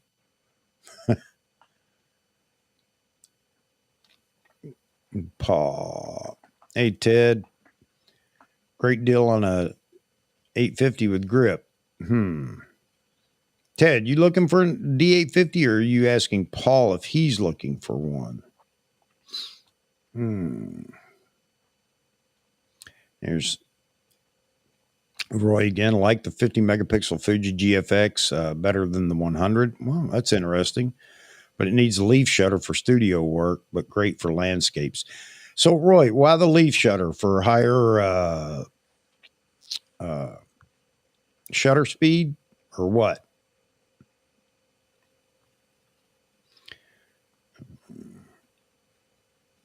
Mike Farwell saying 24 megapixels is a sweet spot, especially for sports. I guess that's why Canon opted for the lower megapixel camera in the R3. How much low light? And we're stuck on that. But I wish we had an actual from one of the manufacturers, not the guy that just reads all the articles and becomes a engineer, an optical engineer or whatever. How much are we hampered by higher megapixels now? I know we talk about the physics all the time. The physics are the physics, but I have heard some say, and again, they're just self-proclaimed engineers, say that there isn't that much of a difference between a larger photo site and a smaller photo site. Now, physically, I guess everybody would fight that, but I don't have a dog in that fight because I have no idea. I don't know what's being done with technology now. So, are we stuck to low uh, megapixel cameras for low light, for better low light capability, or is that just something of old and we just keep parroting it instead of is there really a difference now? I guess is what I'm saying. From from what I've read, if you go to like the Photography Life and you read some of their articles and whatnot that they write, which are really really good, um, the difference isn't anywhere near as much as it used to be. And I think people talk about it like in the more in the past tense than what is current. Yeah. I think the large megapixel cameras, the high megapixel cameras, uh, yeah, they're not going to be exactly the same, but they're much better than they were, and that difference isn't enough to say, oh, definitely, oh, I got to have the 24 megapixel. Yeah. I see 24 megapixel cameras going away and getting replaced with 30 to 35 megapixel sensors. I think that's going to be the trend Yeah. down the road.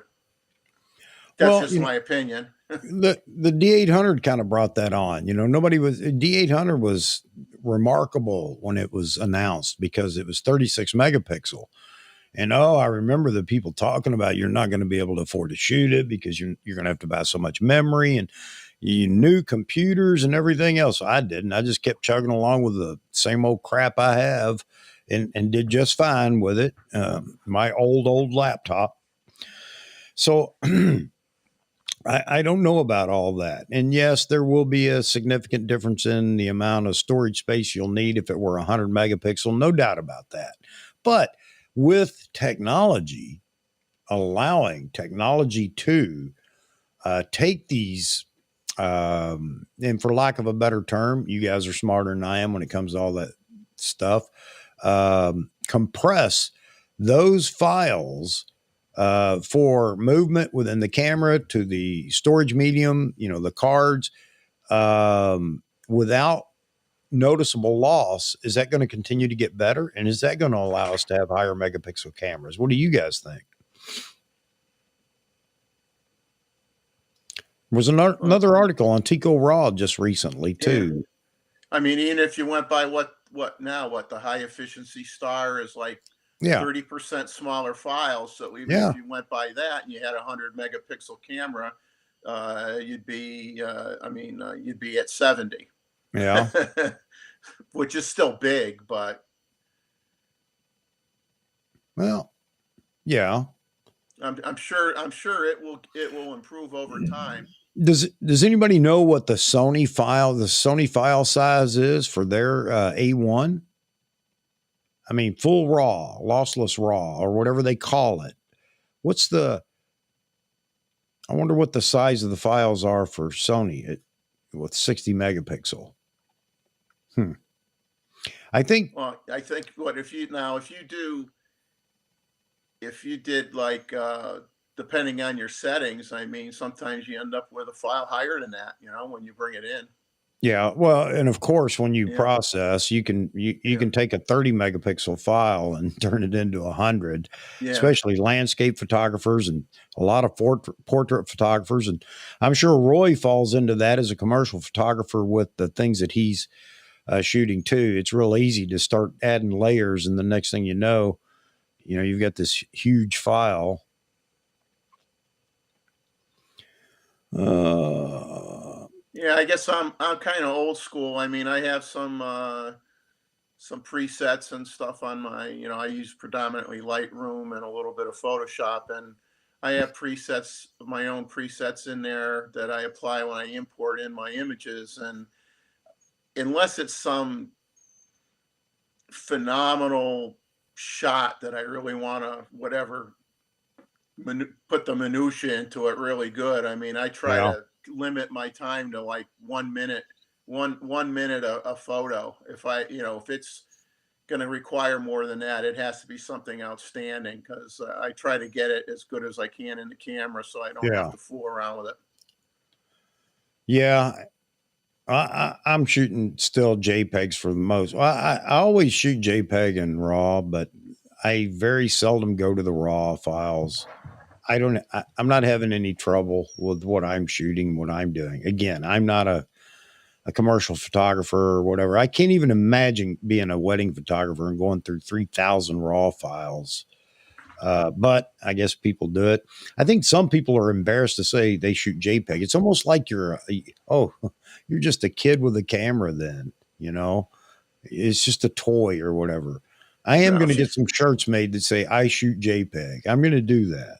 No, if you go into the picture control modes and you tweak it, and let's say you want your images a little bit more saturated, and you make a few adjustments, and I mean, really, the only thing that you're limited with a little bit is your white balance Yeah. adjustments aren't as good. But if you do really good with your picture control settings and you tweak it the way you like to see a picture, Yeah. it's going to look great. It's going to look great. I know that there can be some banding and especially high contrast colors and things like that with JPEGs. I've run into that before, especially outdoor photos, evening sunsets and things like that, where I've run into banding in the sky. But I got to tell you, when I went to the RAW, it wasn't much better. It didn't hold up. I'm expecting, because that's all I hear. Oh, raw, raw, raw. You fix everything. No, no. It may give you some latitude, or at least my experience. It may give you a little more latitude, but yeah, I'm just stuck with JPEGs. Yeah, I'm going to get a a shirt made up. It says, I shoot JPEGs. And on the back, it says, and I don't sniff lenses. Oh. Well, Yeah. I think he does that because the chemicals in the plastic, it's a fake high, you know? Yeah. Yeah. I mean, it's his shtick. I get that. But It's so foolish. I yeah, I just think I would have given it up, really. Yeah.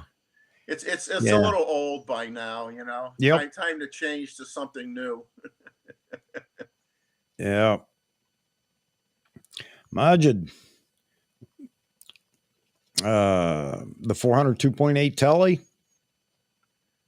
Oh, Ooh. ooh. Ooh. Will you come back? Are you getting it? I assume you are. Will you come back when you get your hands on it and talk to us about it? Let us know. I'd really appreciate that. Definitely appreciate that. I know a lot of people would like to hear about that, especially the people that won't buy it until it's been used for 18 years by 939 people that they personally know and trust. Then they might order it. Ah, these people.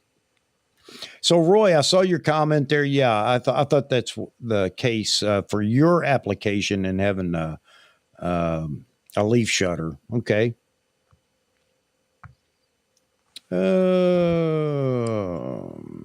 I have the D850 with the Nikon grip. I forget the nomenclature as well. Yeah, MBD18. Yeah, MBD18. yeah, Yeah. and yeah, yeah. It's a monster when you're packing that dude around too with the battery grip. Bigger than the Z9, Yep, bigger and heavier. man, it sure gives you terrific battery life though, Yeah. which is why I actually got that grip. I had somebody give me a grip for my D500. Give me the grip for it, and the Nikon grip. He had ordered one. I don't know where or what or whatever, and he said they sent him two. So he calls me up. And he says he knew I had a D500, and this is not too long after the D500 to come out. He goes, "I know you have your D500. You still got it?" I said, "Yeah." He said, "All right, you got a grip on the way." Sent me the grip free. I asked him why. He said, "Well, he sent me two. I called them. They argued with me, said they didn't. So, oh well. All right. Thank you very much." Oh, the guy It's that good bought to the be lucky, right? D850. Yeah, absolutely. Especially when it comes to camera gear, you don't get that too often like that.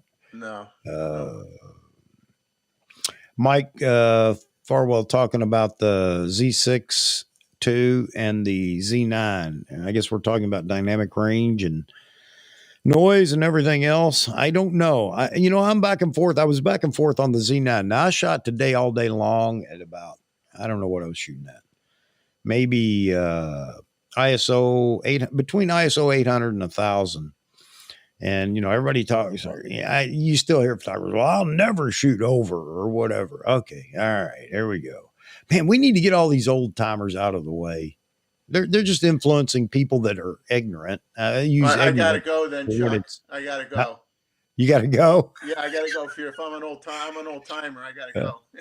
well, yeah, old timer really is how you act, not how old you are. Okay, but yeah, yeah, I shot it. Like I said, 800 or 1,000 a day, no problem at all. Now when I the lights were constant in there, as bad as they were, but at least they were constant. So when I use my D850 and I'm shooting at a half hour after, I'm there before the sun rises. So I'm shooting in the dark almost sometimes, trying to get a shot, of course. And I would freak out. ISO 2000. I'm like on the D850. I'm like, I barely tolerate it. Then I'd use Topaz denoise, and it would, it'd be okay. But I have shot over ISO 10,000 with the Z9, and the noise grain is much finer and very, very easy to clean up with Topaz. And you would swear I shot at ISO 200. yeah, I mean, it looks phenomenal. I mean, it, it is really, really good. I'm which is something surprised. else I wanted to talk about at some point is, Nikon pulling AI into the camera body, all this third party software that's out there. But if Nikon could pull the denoise, AI into, and this is just hypothetically speaking, uh, what will that do to allowing us a higher ISO, meaning we can shoot in a lot lower light, knowing that the the AI in the camera is going to obliterate the noise. I mean, Topaz I mean, Denoise does a I think they could fantastic do it. job. I mean, they could do it, but I think what would happen is unless they would probably have to bump up the processor again because you're doing more things, Yeah. and then it would slow down your frames per second unless you tweaked your processor chip, which they could do. I mean, you could do Well, it. You just that's gotta. that's an interesting point. Maybe there's a camera that does it's the low light monster. It's not the 120 frames per second JPEGs or 20 frames per second lossless RAW or whatever. Okay, so we get rid of a little of that.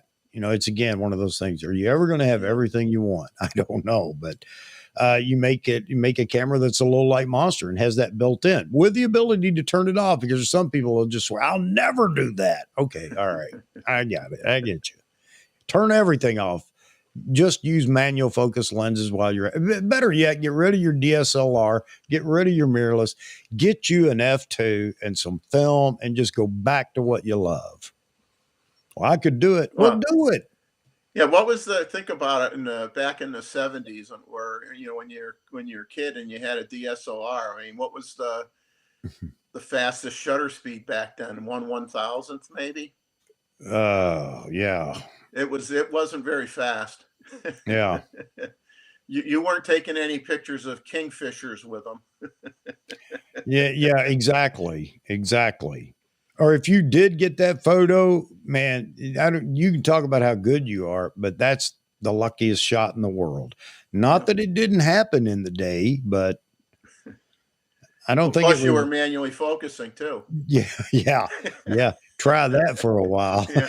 You know, That gets expensive, doesn't it, with film? you had the split Yep. focus in the center, The and cat that eye. was it. Yeah. You Yeah. you didn't have this uh, lock on your AF and then shift over to compose it and make it look better and take the picture. It was like everything was always in the middle of your camera. Yeah. Yeah. Yeah, you're right, Mike. That's been the story, and I know I'm late to get into this comment, but that's what we were talking about here. I don't know. I don't know how much truth is left in that. There is some truth, of course, but I think technology, which a lot of people don't want to hear, but technology is probably beginning to help us out with that. I think AI or photography. What's the other phrase? Computational photography. These things are changing the game considerably. And as fast as technology is growing, especially with AI, who knows? Who knows here in the future what comes next? But I just thought that would be interesting if Nikon could build in real noise reduction. I agree with you, Jeffrey. It's definitely going to steal away some of the processing power, but maybe we give a little here to get more there. Yeah. And for those that want low light, well, not necessarily, because wildlife photographers want both speed and Well, we're a greedy bunch of guys, us yeah, wildlife guys. We yeah, want it all.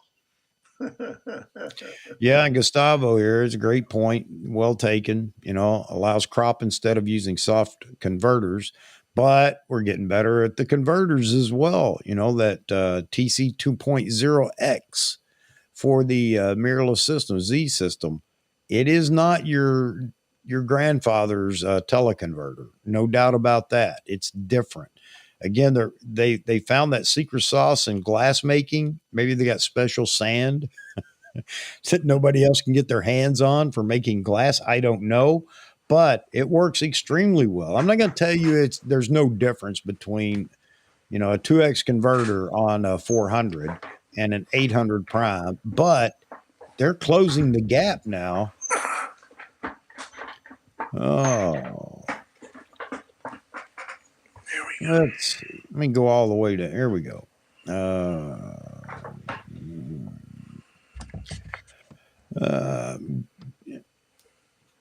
That's a good idea, Paul, buying the FTZ2 before you buy a Z camera. I did the same thing. No, I didn't do the same thing. I did the same thing, but with the teleconverter. When it looked like those are going to be hard to get your hands on, everybody, for whatever reason, the initial couple of runs, everybody was buying them up. I decided, well, I'm going to go ahead and get one because maybe it's going to be one of those things. So I sat on that teleconverter until I got the 1-400, which was a year. I didn't have a lens I could use it on because I have not bought the 70-200S yet. So I got a lot of things to catch up on as far as lenses go. All those years of collecting lenses, and now for naught.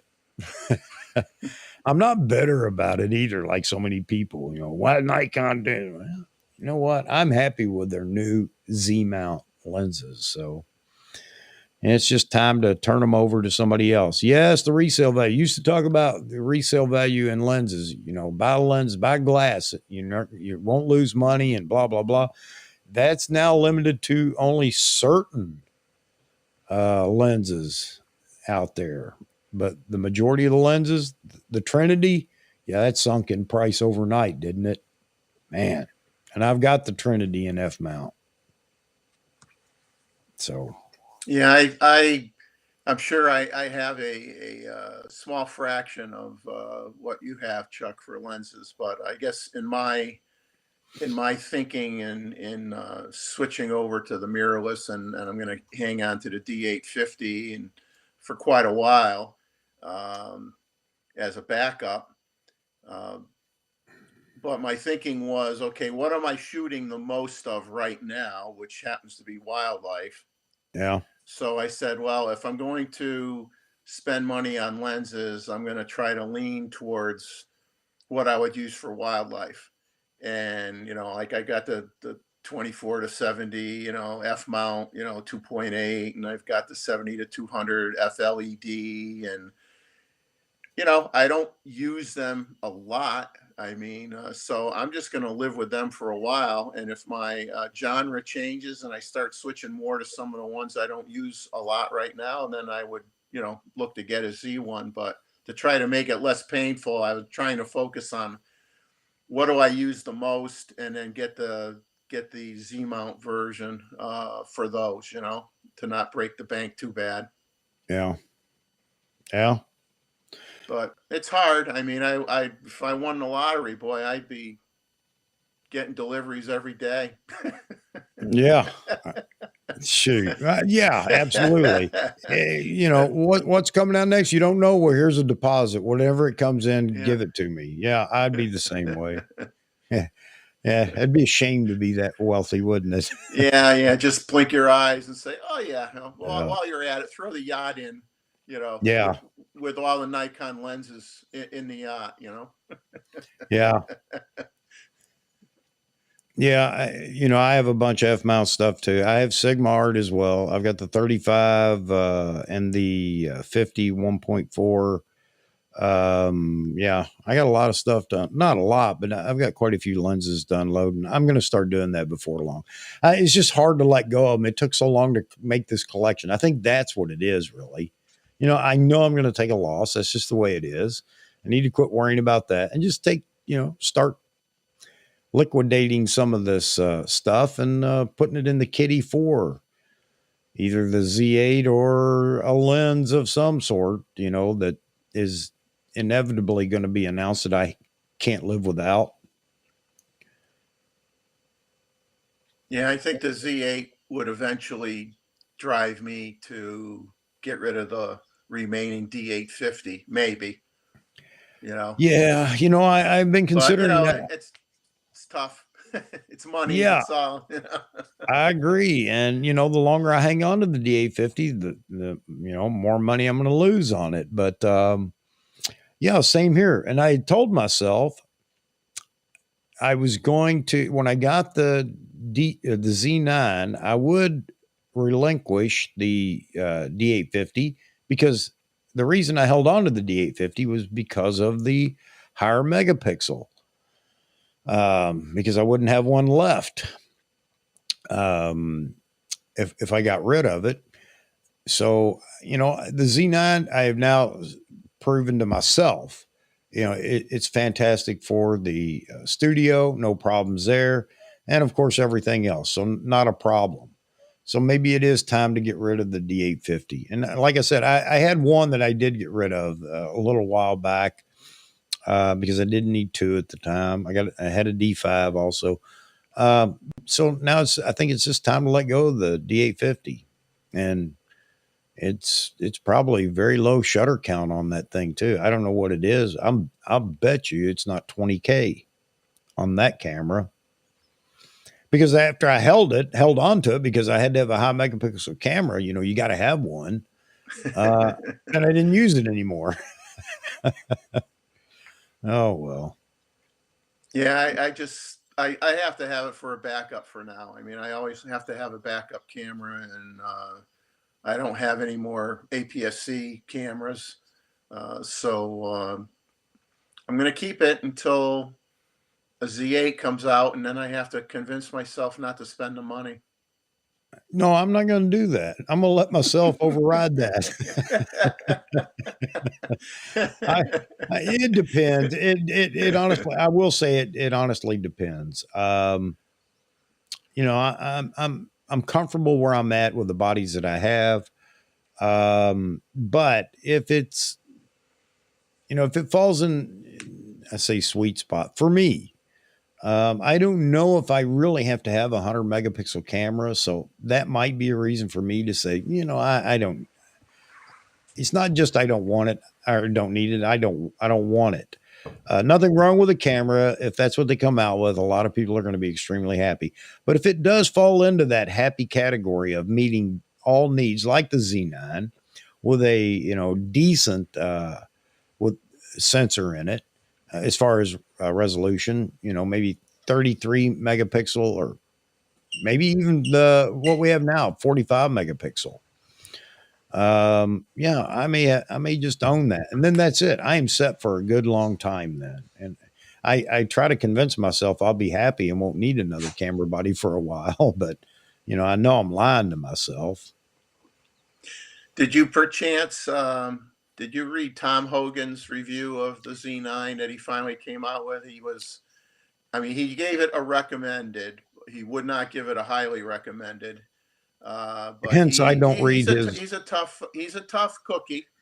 He isn't gonna, he sees something he doesn't like, he's gonna bring it up, and some of it is, and I guess I agree with him a little bit. He kind of felt they rushed the Z9 a little bit. He says everything was on a 4-year cycle until they did the went from the D5 to the D6, which was a 2-year span. And his opinion was they didn't put everything in the D6 that they were going to, because they felt they had to come out with a flagship mirrorless, and so they didn't put in all the stuff they thought they were going to do on the D6. I am so glad Tom Hogan doesn't run Nikon's R&D program. I am so glad, because again, we're back to the old timer thought, well, it's 4-year cycle. You know what? Get over all the what was and everything is. Times are different. Times were different then. If Nikon wants to bring a camera out every 2 years and they can get it in people's hands, I'm all for it. Go for it. And let people complain, but they'll still buy the cameras. But they're going to complain, well, it doesn't have as much in it as it could. Don't buy it. Wait for the next iteration. That's easy, right? Well, when you get older, you gotta pull the trigger eventually. Well, but you're not gonna wait forever. You got to do something. I mean, I don't have a problem with them coming. I hope they come out with the Z8 in the next six months. Yeah, exactly. It doesn't mean you have to buy it. Why is it people think you have to? Well, that's again forcing, and that's especially in the older mentality, forcing what you want or whatever on everybody else because it makes sense to me, then you have to live by it. No, we do not. So hence, I don't read Tom Hogan's articles. I did a long time ago, but he just seems so cocky to me in so many things that he's produced and talked. I don't want to hear it anymore. He is his own self-proclaimed expert on Nikon and camera history. Yep, sorry. No, no, don't need you. Don't need you. And for those that follow him and enjoy it, good on you. Okay, I'm not going to tell you don't, but if you're asking my opinion or ask if I read something, I'm going to let you know. No, I don't read Yeah. his stuff. I don't. Oh, I don't typically either. I just happened to hear about it, and I says, "Well, I'll do it a quick read," and it wasn't a quick read. I mean, it was really long. Yeah, here you go. Mosman talking about, he obviously, Mosman, you read it. Yeah, I didn't read it. I tend to steer away from things that cause my blood pressure to go up nowadays. If when I read nitpicky things, like I don't like the dimpling on the skin. Oh, give Well, a it a lot of it, rest. a lot of it was typographical errors in the menu system and improper use of capitalization and things like that, which in his opinion was, well, that all that stuff should have been caught. It shouldn't have been out there with those mistakes in it. And the way I look at it is, okay, yeah, I could see that. It's your flagship camera. You want it to be perfect. Make sure every word is perfect. But what I am expecting, and what I think everybody should expect, is that things like that, and the more important things, like where there should be a little bit of autofocus tweaking maybe, and a few other things, that this next firmware upgrade takes care of it. And I'm sure that it will, because they know, once this thing got in everybody's hands, and a few things come out and a few comments are made, they got to nip it in the bud. They have to make sure that they're on top of the heap right now, and they're going to put a firmware upgrade out there, I think, that's going to blow us all away when it Yeah. comes out. But I mean, that's the whole point. Tom would be happy if they waited 19 years to get it perfect. Only then it wouldn't be perfect because it's so old. I don't. I understand people, you want to put out the perfect product or whatever. Well, that's almost impossible to do to begin with. Everything you buy is going to have a flaw somewhere that has to be addressed or whatever. But if you wait thinking, well, you know what, we'll squeeze this last little pixel out here. If we just wait a minute, we've almost got the formula right. No, let it go. Perfect is the evil of completion, and we want our cake and eat it too. Well, it doesn't. It's not going to happen. It doesn't happen that way. Yeah. So yeah, man. If As they they say, wait, I'd be a little more worried if my automatic transmission went from uh, park to drive instead of park to reverse. yeah, yeah, Now that I might have a problem with. exactly. Exactly. Oh man, here's a good post. Just dropped a vid on long glass needing help pointing like the DFM1. You know what? I made my own. I have a red dot that I made and put. It fits the it fits the hot shoe adapter, and dog wants some attention, huh? Yeah, my dog. I have to throw the ball to the dog right now, which is very distracting. But No, it's all right. but she's great. But I have to keep her happy too. I mounted that thing on the lens, and actually, it does help. It gets you in the ballpark. And when you're talking, somebody was talking earlier, 800 millimeter, 3 degree field of view. Trying to find that bird, and I'm all over the place, and the bird's 100 meters away. I got 800 millimeters equivalent with the 1-400 and the TC. I know that bird's there because I can look away and there he is. But can I find him in that viewfinder? No. So let's zoom out. So maybe I need a zoom telephoto lens, telephoto zoom. Man, but I actually I haven't put it on with the 1 to 400 yet, but I did it with the 400 2.8 with the 1.7 TC and the D500. Now let me tell you, now I'm really it's a needle in a haystack situation trying to find a bird in a tree. And that thing actually helped out. It'll narrow it down pretty quick for you. Yep, there we go. But you got to get used to it. It works. You got to get used to it. So I know, Grace, I haven't watched the video yet, but I saw the title for the video and I thought, yeah. And I thought maybe everybody'd laugh at me putting a gun sight on a camera. Well, Just happened to you have one of probably those would laying scare the around. birds, Chuck. You'd scare Yeah. the birds. They'd see that. You'd never Yeah. see a bird again. They'd be gone. That's it. Yeah. I just happened to have an extra one laying around, you know.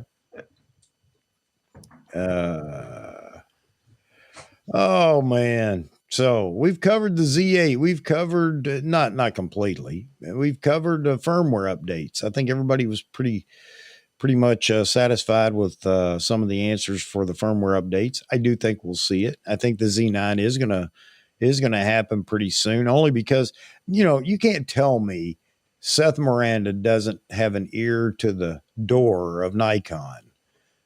He's under quite a few NDAs for a lot of things, but even with Nikon, it's funny we don't see him doing any of the pre-production camera reviews or lens reviews or whatever. But I think it will be pretty soon. That one they owe us. They may not see it that way, but because they made the statement, now we all take it as, well, you owe us. So that one is definitely going to happen. And I'm just wondering, what do you guys think?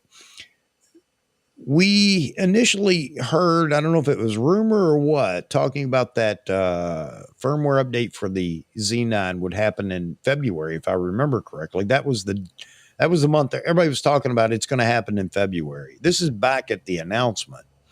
They made the statement about the firmware update, and I don't know if they misspoke and said February, or we just somehow drug February into the mix as that's when it's going to happen. So if that's the case and they had planned on February, why do you think that there is a hold on that firmware update? They knew they were going to do it, so they were working on it before they even launched the camera. I mean, would you agree?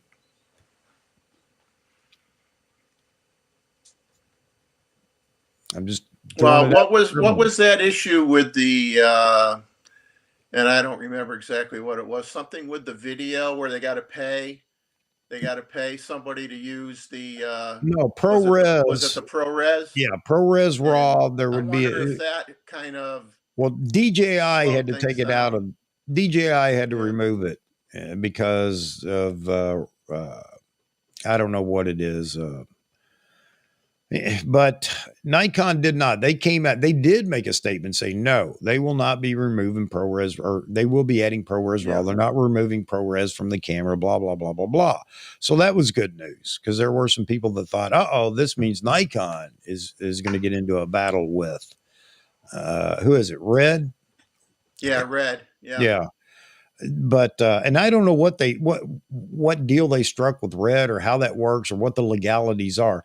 So bringing this up, though, I think that maybe this, it's only the beginning of April, but I think maybe the holdup on that firmware update may be, rather than having 2 or 3 firmware updates back to back, there are some things that have been identified with the Z9 that are probably firmware fixes. There are probably some bugs. I'm wondering if they're listening to the crowd and trying to add this into the next rollout, firmware rollout, because the first one really didn't do a whole lot for the Z9, which was really unusual. They felt they had to get that out pretty quick. Well, yeah, part of the first one was just typo errors on some of the menus. I guess Tom has a voice. So that's what half of it was anyway. Yeah. But I'm wondering if they're going to identify. They're going to fix some of the little bits and pieces that have been identified, because there are some people having problems with the screen freezing, error message, and what's some of the others? And you guys may know, especially those that have it. I haven't experienced any of these yet, and I'm really thankful for that. But quite a few people seem to have had a problem. They have to shut the camera off, turn it back on, it resets, or in some cases they had to shut the camera off, take the battery out, and put the battery back in before it would fix the issue with that error message. And there were the shake or something with when you press the shutter button in some modes and you take a photo, you get the little shake or something, or it moves off the subject or whatever. So I'm wondering if they're fixing some of these. They're going to throw some of those bug fixes into this. I don't know. I'm just throwing it out, throwing it against the wall, see if it sticks. And evidently it's not, because I don't see anybody talking about it Well, over here. I had an instance where I had to remove the battery. I was tracking a bird in flight. I was using 3D auto 3D tracking, and it was coming towards me, and then all of a sudden the screen, the viewfinder, just freaked out completely, and and the camera just died. I mean, it just died on me. And it only happened one time. I mean, if it happens a second time, it's going back to get fixed. But it did only happen once. Yeah. And turning it off and on did not recover it. I had to take the battery out of the camera and put it back in, and then I was Hmm. fine. And it's never happened again. It only happened one Is time. is this the same issue that you've heard in the forums that they're talking about, or others talking about the same thing? Because Uh, I guess what I'm trying to put together, piece together here, is if yeah. there's enough incidents, then obviously Nikon's going to want to fix that as fast as they Oh, can yeah. without saying anything, because if you don't acknowledge it, it doesn't exist, even though you fix it. I mean, if they have a list of bug fixes, I'd rather wait an extra month and have them fix all the bug Yeah. fixes plus the improvements. Is Yeah. worth waiting a little bit longer, because you don't want to be. It's a pain to do the firmware upgrades. If you were getting one every month, it would drive you nuts. Yeah. Uh, just clean the slate, get it all fixed, get it all taken care of, and then everybody's a happy camper. Oh man. Uh-oh. Oh, I'm talking about the 800. Yes, it is. That's the big thing. And we kind of beat that horse to death, didn't we? That dead horse to death. So I don't guess you were in here. What's your speculation on the price?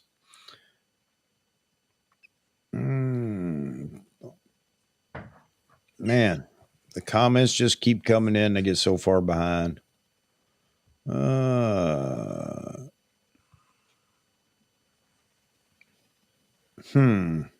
Okay. I did not know you had surgery there, David. Is this something that I don't remember you talking about having surgery, or you were going to? Is this something that just came about, buddy? I hope you're okay. I mean, you're in here chatting with us, but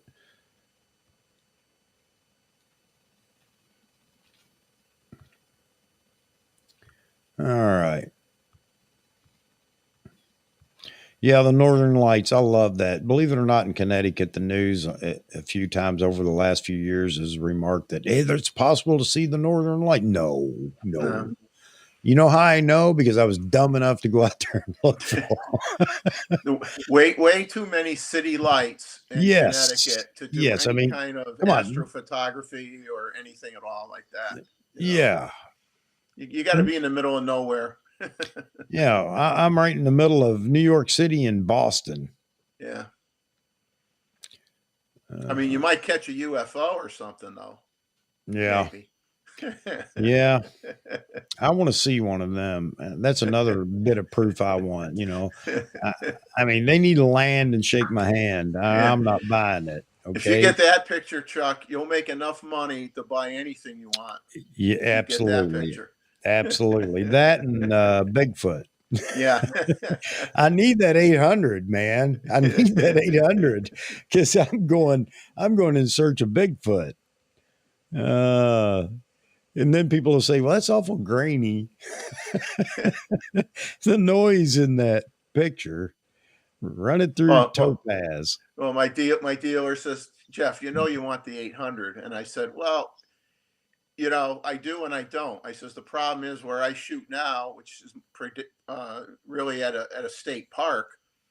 You have a causeway. You have a road going from when you enter the park down to the beach areas, and on that road, on one side you have marshes, on the other side you have brackish water.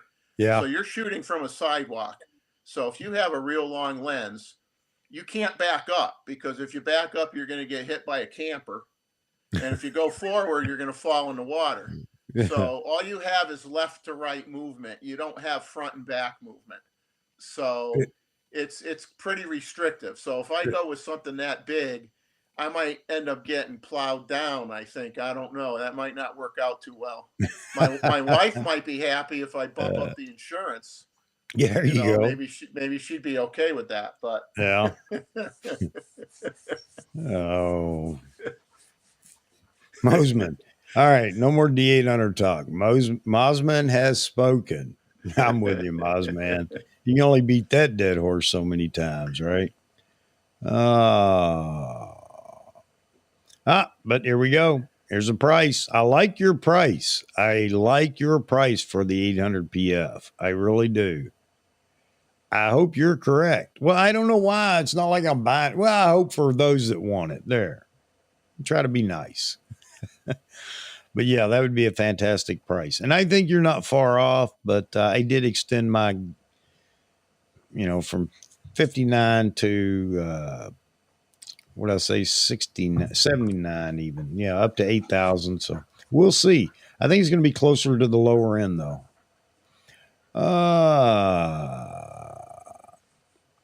Let's see. Let's see. I'm looking forward to. I'm supposed to get my 24 to 120 in a couple days, Yeah. and I went into city of Conway, South Carolina today, and there's beautiful buildings with beautiful graffiti. I don't even want to call it graffiti. I mean, it's true. It's true art. It's just like Yeah. not like somebody's name scribbled on, painted on a wall. I mean, Right. beautiful, beautiful artwork on multiple buildings in downtown, and I'm like, that I'm going to put that lens on that camera, and I'm going to go downtown, and I'm going to capture all that great art that's on the sides of some of the buildings, because it would just look fantastic. Yeah. I agree with you. And that'd be a great lens for that as well. Yeah, I think it's a great street photography lens. Be, they talked about the sharpness. It's a little better than the 24 to 70 f4. At least that's what Grays had talked about. I can't remember who it was. Yeah, fantastic lens. Or depth of field isn't going to be an issue, for something like that. No, But I did notice in the car show today. Yeah, I need to pick up. I need to have a 2.8, whether it's going to be the 24 to 70 28S or 24S or 24 to 70 F4S or 28S. 2.8. 28S. Yes, that one. Because there is just a bit of difference, obviously, between that and F4, especially for some of the photos you're trying to. It's not completely isolate, but I should have taken the 51.8 with me. But I usually have the 24 to 70 at a car show, latched to one of the cameras just because it's so versatile for everything that's going on around me. So it's going to be, I'm going to pick something up. I even considered that 28 to 75. I really did, something kind of as a placeholder till later on. It's reasonably priced. So I don't know right now, and that's getting ready to expire. That deal, B&H has that lens for $996. I mean, it's a pretty good deal. And the only real thing, the only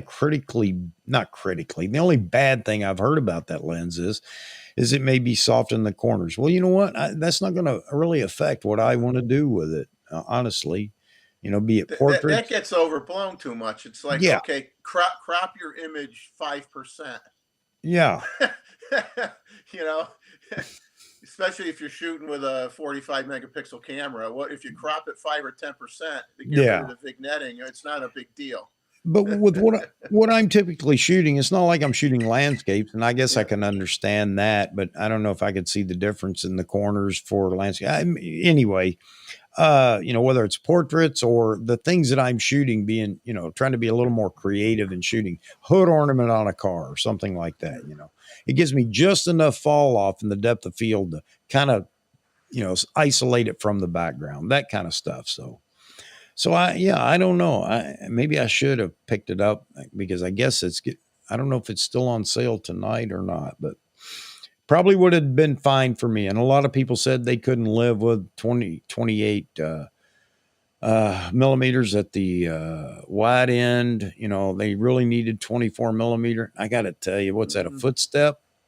Well, what they say is a phenomenal deal is that small, I don't want to call it a pancake lens, but it's very small, that 28 millimeter 42? for the Z, Oh, that I think it's a 2.8 maybe, and yeah, they use it for they talk about using it for the ZFC a lot, but it yeah, is a true 28 on a full frame camera, yeah. and they say for the money, it's fantastic.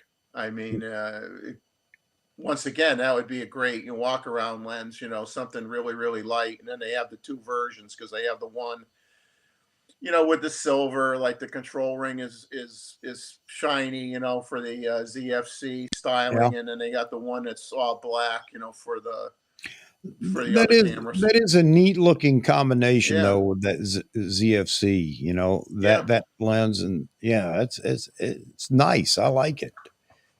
I mean, Oh, that would be a really nice, strictly a street photography, uh, travel camera where you're not, like I said, you're not doing birds, you're not doing anything fast. You're just doing you want a light kit for travel. That's a pretty neat camera for that.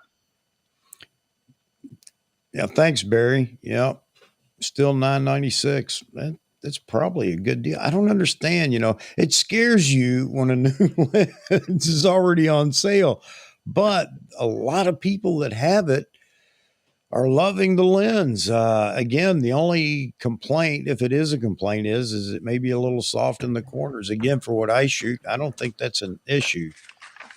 Uh, They just have so many lenses now that are in that 24 millimeter, short mid range zooms, yeah, that it's really overpopulated. They've gone a little crazy with that. I hope they don't really come out with any more.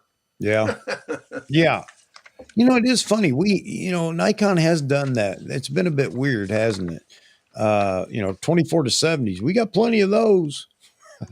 Yeah, I Uh, mean they've got with the the 28, of they've got course, but the 24 to 50, the yeah, 24 to 70, the 24 to 120, the 28 to 75 that you're talking about, the yeah. 24 to 70, the 24 to 200. I mean, holy moly, seriously, like somewhere in between, you could have said, "Well, let's come out with something else that everybody's been screaming about. Yeah. Enough of the 24 to something. We got Yeah. enough."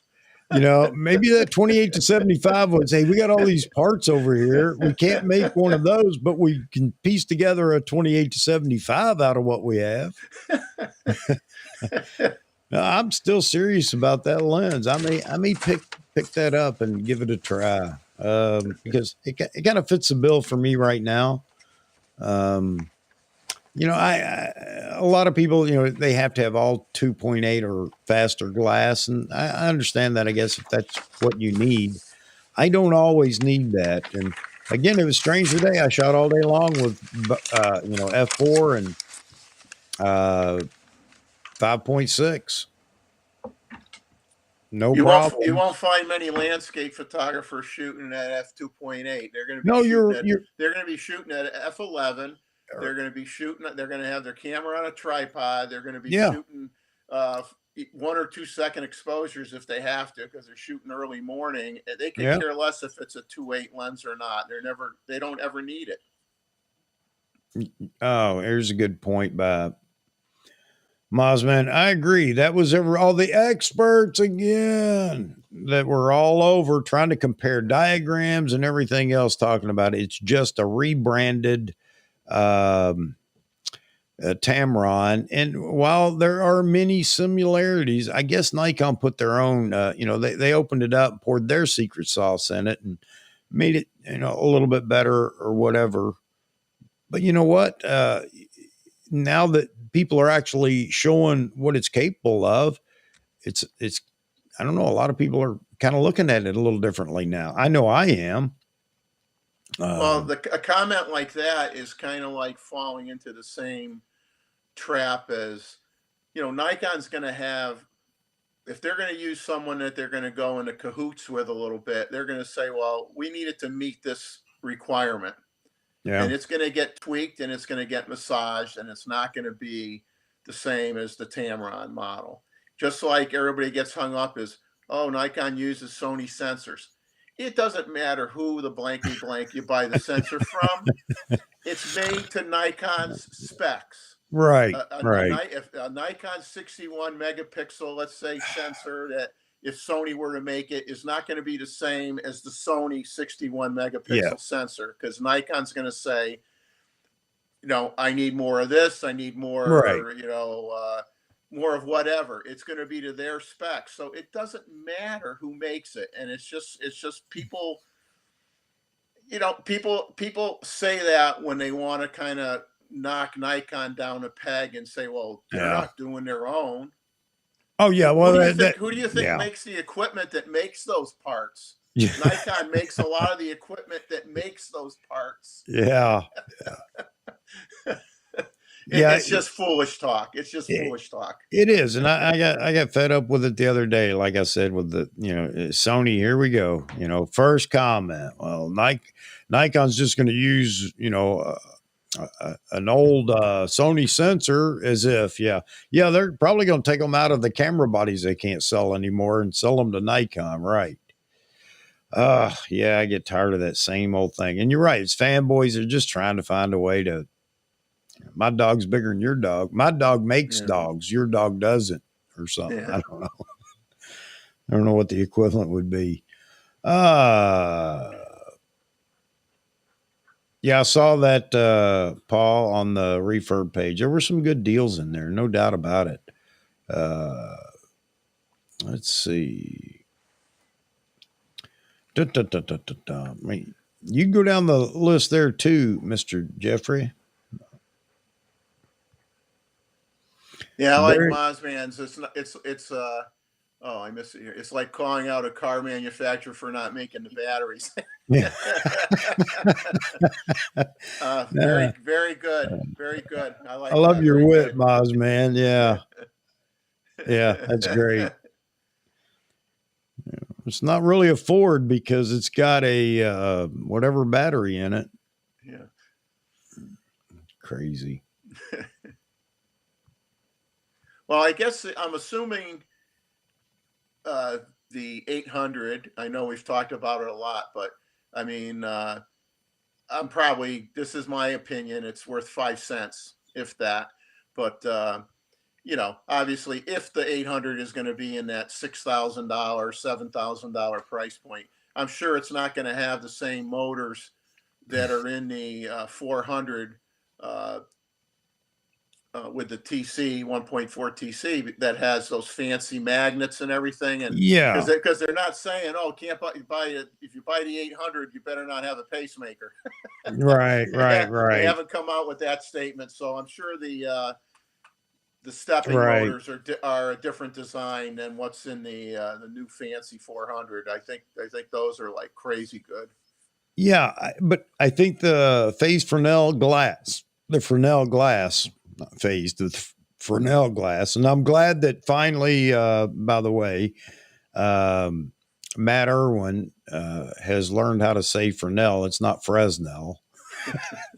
I'm just kidding, but a lot of people do that. It's Fresnel.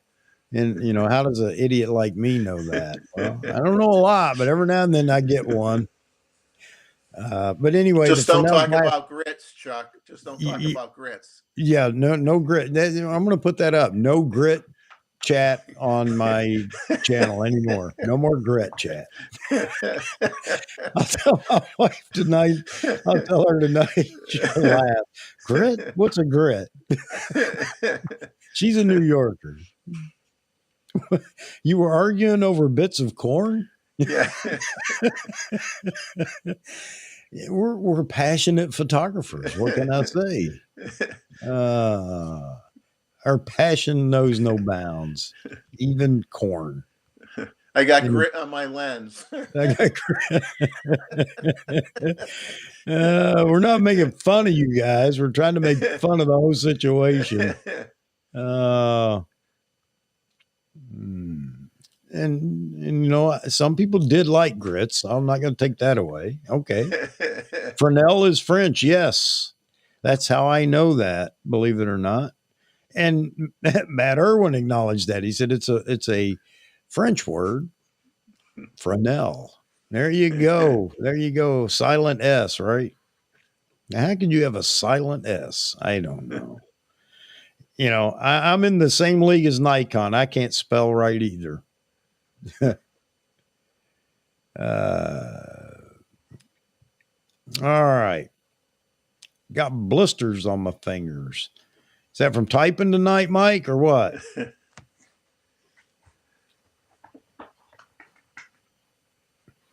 Yeah, I don't like grits. And then when I joined the army, not Lord, there we go on grits. I said, no talk about grits. When I joined the army, that was one of the things. It was still a big thing in the army. Grits for breakfast. No, thank you. Fresnel, wasn't that on NCIS? I don't know. I don't know, Chad. Oh man, cheese grits. Yeah, I've had them every way. I guess not every way, but Go see many mommy if you ways. got to go out patch. Oh, guys, I think I'm getting ready to pull the plug. I'm getting punch drunk here. Man, it's just been a long day. I got up so early to go up to this car show and wandered around there. It killed me. My shoulders hurt so bad carrying those cameras. No, it didn't. But I did get tired walking around that place. I love your wit, man. I spent most of my life avoiding abrasives.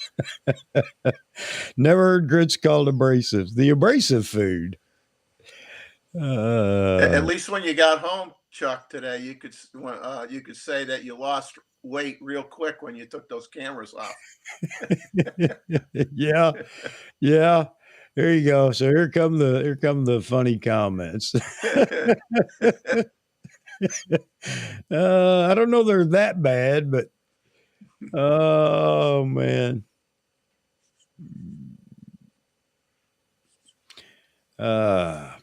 Yeah, there you go. There you go, Roy. They got strong kung fu over there at Nikon, and they put the secret sauce on it, and bam, they got Fresnel lenses that are great. And my cat just agreed with me, which I could really tell you the five. I mean, I haven't put my 1.4 f mount TC on the 500 PF yet. yeah. On the Z9, I'm going to try that out. Okay. But the 500 PF on the Z9, I mean, like I'm printing 20 by 30s, and they're so sharp it blow you away. Yeah. I mean, it absolutely wonderful lens. And when I first got it, I thought the lens was bad. And I'll tell you a funny story, and I'll admit it because I have no shame. Uh, I'm like, gee, everything seems a little softer. I had the 200 to 500, and I'm at five. Obviously the 500 PF is 500, and I'm like, gee, it doesn't look quite so sharp. And it was all me. I got lazy with how I was holding the lens. Yeah. I wasn't holding it close enough to my body, and I wasn't using proper techniques, and I practiced in the yard for a day and slapped myself in the face a few times, and then the next time I went out, and ever since, I'll pick the pictures are tack sharp, so you can get lazy over Yeah. time, and you have to brush up So, on common things that you would think I don't need to practice that, but you do. You get so, rusty. You so get what? lazy. What shutter? What's the minimum shutter speed? I mean, for that I lens. I like to shoot if with the exception of sparrows and kingfishers, if you shoot at 1/3200th of a second, you're gonna nail pretty much everything else dead Okay. sharp.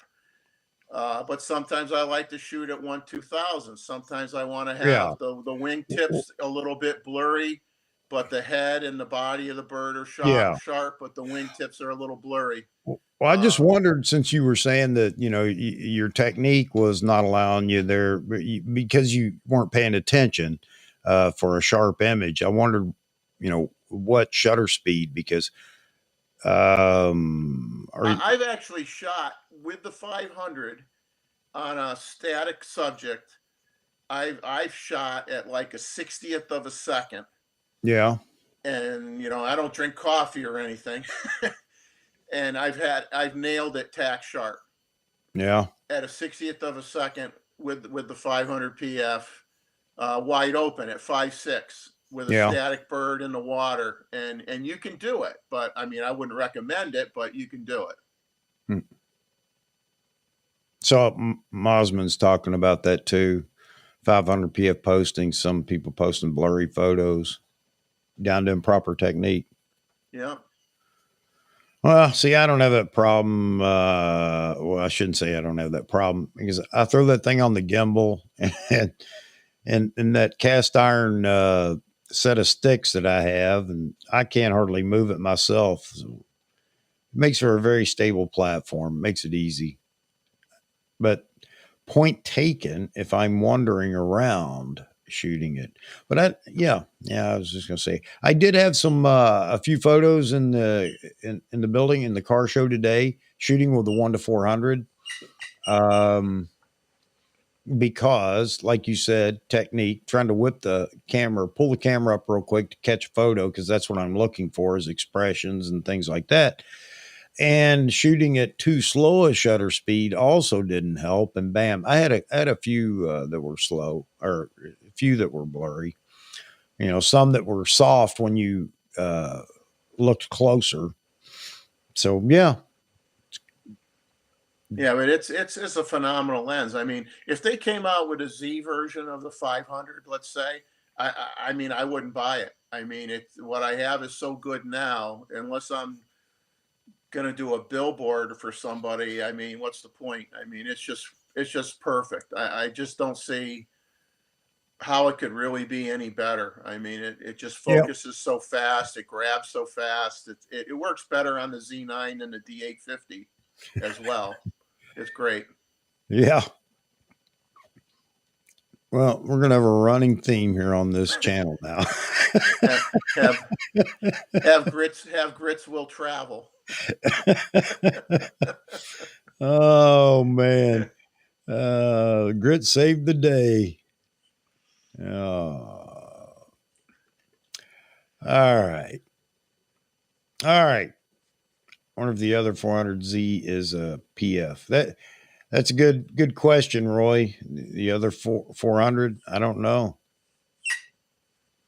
I don't know. Or is it going to be? Well, yeah. Who knows?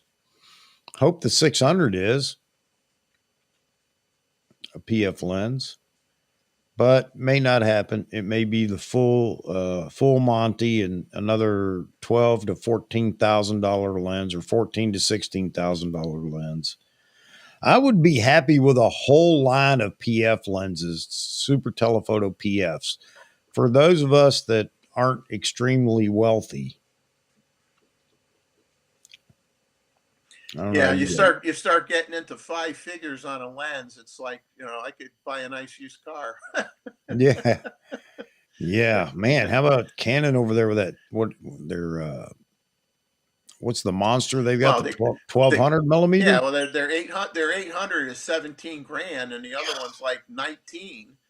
And a lot of the Canon, I mean, even a lot of the diehard. I mean, and very good Canon forum people or YouTubers that own Canon equipment are really, really ticked off at Canon because they're saying, maybe you added one or two lens elements to the lens and then you put a TC in there, but it wasn't like some drastic redesign and you're Right. charging that much for it. And oh, Nikon's going to come out with an 800 PF that's going to be a third the price, and they're ticked off. They're ticked off. All right. On that note, gentlemen, I'm sorry I'm bailing on everybody tonight. I'm just whipped. I'm whipped. Again, carrying that heavy camera. It wasn't the Z9, it was the Z6 II with that heavier, bracket I had on it. That's what got me. Okay. That extra 11 ounces, or no, not ounces, 11 grams. And it just whipped me, man. And the strap was way too heavy. Well, you had a filter on the lens too, right? Yes, yes, yes. And it wasn't the lightest filter I could buy. I cheaped out and bought, one that's heavier. It's 2 grams heavier. All right, I'll quit making fun of that. Hey, Jeffrey, thanks for stepping in here, and you're welcome. Anybody that Well, would like to thanks for get in having here me. and guest host, on any given night. Again, if I've got a full crowd, and I've got some people that I'm still trying to get to come on the show. One guy that I know everybody would enjoy. He's a lot of fun. He's out of England, and he's a funny guy. I think he would have a ball with our crowd too. But yeah, yeah, new T-shirt. I shoot grit. Yeah, yeah, yeah. Grits is good. All right, folks. I can pull that off with my accent too. Grits. There's a boy over yonder that got grits that you ain't never had before.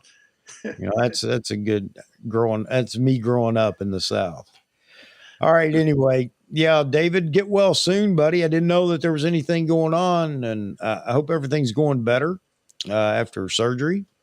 And you'll be back up and out in the cold night shooting again soon. All right.